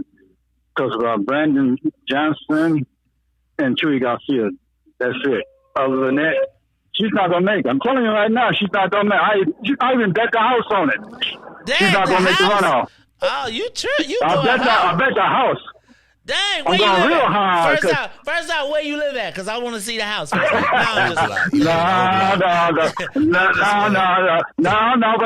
she's not gonna make it. She's not gonna make the run out. She knows because she's desperate. But you notice that she's desperate, and she's picking on Brandon and Vallis. She's picking on them because she knows that she's not gonna make the run out. So she don't have no more money to pay for her ad campaign. So she's desperate, man. Y'all take care. Thank you for your call. All right, you was in the car too, so we know you was listening. All right, that's it, Riis. All right, I don't know if I'm going to go into the business story. I was going to tell you about business and connecting profit and all that, but I feel like I done knocked enough out today. Lot said, lot to be thinking about.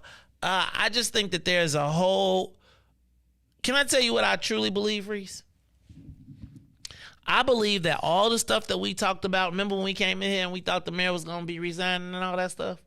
And remember, it was like that whole weekend when it was crazy and, you know, we was like, man, there was a fight and da-da-da-da-da.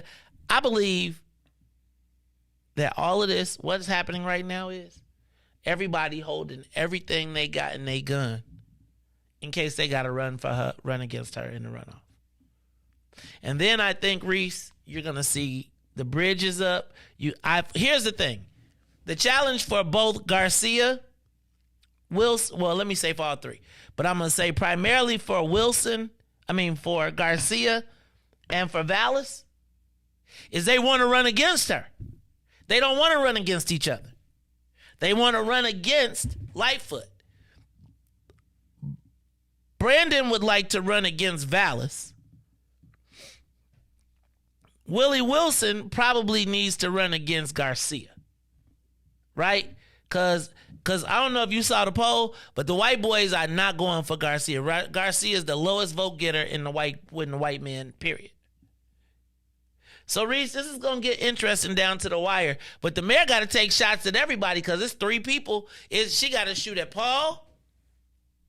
Does she have the money? She got to shoot at Chewy. Does she have the money? And then she got to shoot backwards at Brandon and Willie, and she don't know which bullets to shoot at them because they both coming both at her. Riis. Meanwhile, Willie just straight and narrow, just I tell you what I meant. I told you. I said what I said. We're going to run a God's campaign. God got us here, y'all. Amen. But yeah. Willie Wilson, Willie Wilson was not playing. Look, because they're going to try and do it again.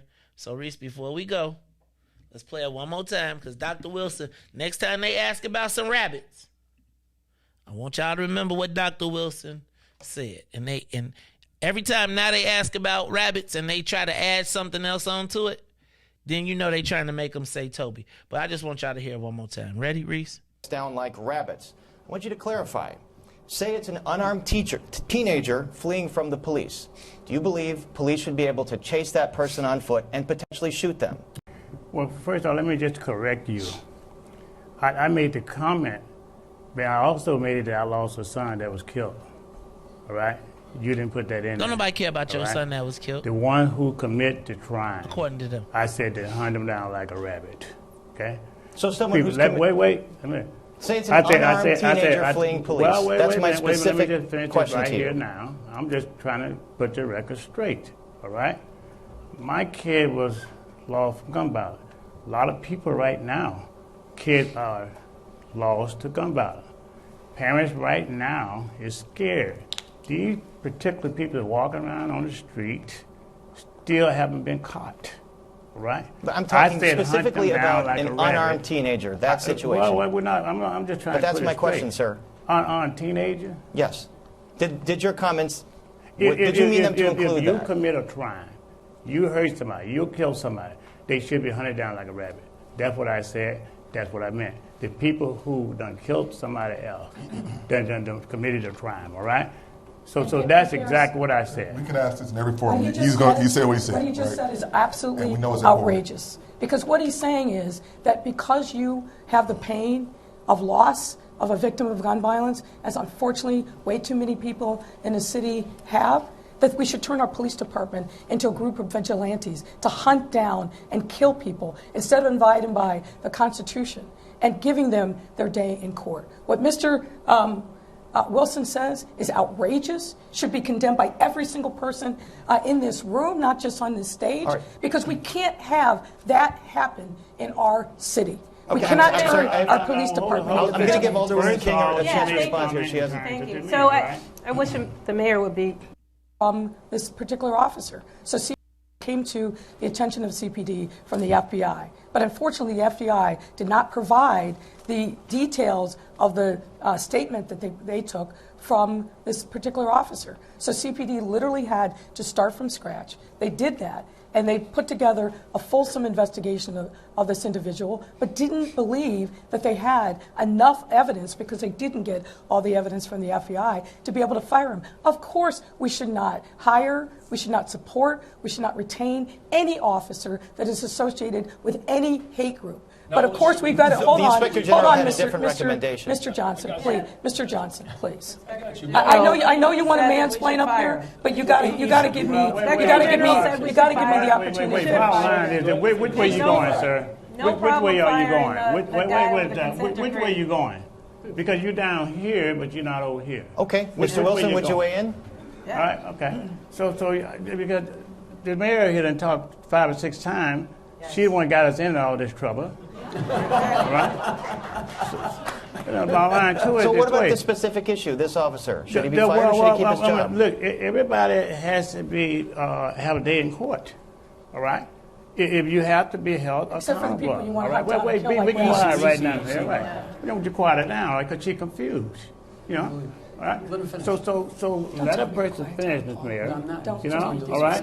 So I don't it's you, okay? Let a person finish. I'm talking to Mr. Vallis. Well, you shouldn't be telling talking when Treaty I'm Train to talking. treat me got a mic like on. I'm You some should child. not be talking when I'm talking, all right? Now we're talking. No, wait, let me move just to another finish my topic. point. Let me finish my point. This is exactly what the people of Chicago don't want. Riis.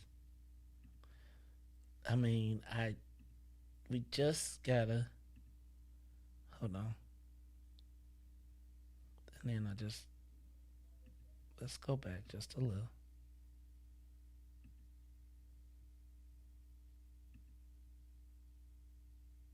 Because, Riis, I just feel as though he never said kill. He just said hunt him down. Just catch him. But when the criminals can turn on the TV and see, so we can just commit a crime, we can run, and they won't catch us, just gonna commit more crime, man. Castle in Ohio. But if Lightfoot felt out of place, she didn't show it. I met Lori when she was an associate here. She was a little intimidating. Lori has a kind of a reserved exterior, but as soon as I got to know her, it's nothing but gold. Lightfoot took on a number of cases at Mayor that would later provide ammunition to her political opponents. She represented Merrill Lynch against claims of race discrimination. She defended an off-duty police officer who'd participated in a barroom beating. And she worked for a group of Republican lawmakers challenging Illinois' legislative map. We're a bunch of Republican members of Congress, and certainly Lori Lightfoot's a more progressive Democrat, but we were blown away at how fair she was and how excited she was to work on this case. In this firm, no one is forced to work on something that they don't want to work on, but by the same token, you know, our clients come and they need our advice, and Lori is a perfect person to handle complex matters and do problem solving for them. Lori Lightfoot was well on her way to becoming a partner. I just think can't have it both ways. Look, y'all, this is the Mays Jackson Show. I'm your host, Mays Jackson, where every single day we ask the question, what's in it for the black people? And if you, did y'all see this shit? Rahm Emanuel hired her to be the person to defend. I'm going to stop, though. It's the Mays Jackson Show, where every single day we ask the question, what's in it for the black people? And if you don't like it, you can still tell them. Mays said, we out of here. Peace. The business and go ahead and address the facts, man. Lightfoot seems more lesbian than black. Rahm Emanuel's another case, he was just as tired. 50 closed schools left much to be desired. Police had Anjanette naked on that body cam. They suppressed the footage so it couldn't touch a lot of hands. Reminds me of that 16 shots in that cover-up. Both of them similar, so I went and dug it up. George Floyd killed, a lot of riots happened in the town. Southside burned and they wouldn't let them bridges down. Grandmother sick, need a prescription and plus a couple groceries. You gon' have to travel just to get it now. COVID-19 out here shutting all the business down. Not enough SBA loans to even give around. So many failed businesses that you could put them in the pile. If you don't survive the pandemic, it's gonna sit you down. We sing, dance, play ball, entertain, and crack jokes. Government infested black neighborhoods with crack smoke. System that milked us so bad, we got lactose. Still trying to find out what's in it for us black folks. We sing, dance, play ball, entertain, and crack jokes. Government infested black neighborhoods with crack smoke. System that milked us so bad, we got lactose. Still trying to find out what's in it for us black folks. Shout out to Willie Wilson, hope one day you get to send it. We need some different players in the game to handle business. Too many shady characters like Madigan and Blago. But when you really break it down, it's typical Chicago. City full of gangsters, it's what the land was built on. Same streets with hood legends, DNA get spilled on. Carjackers out here lurking, trying to get they steal on. Looking for a block to put them Hellcat wheels on. Lenders give bogus appraisals and red line. Car crackers out here getting minimal fair time. And I'm concealed carry, I stay with the pipe. But Illinois gun laws giving minimal rights. Stay up on the swivel, make sure I'm moving tight. Check all of my mirrors when I pull up to the light. Pick my homie up from out of town, man, he caught a flight. He was hella nervous, told him, shorty, this a way of life. We sing, dance, play ball, entertain, and crack jokes. Government infested black neighborhoods with crack smoke. System that milked us so bad, we got lactose. Still trying to find out what's in it for us black folks. We sing, dance, play ball, entertain, and crack jokes. Government infested black neighborhoods with crack smoke. System that milked us so bad, we got lactose. Still trying to find out what's in it for us black folks.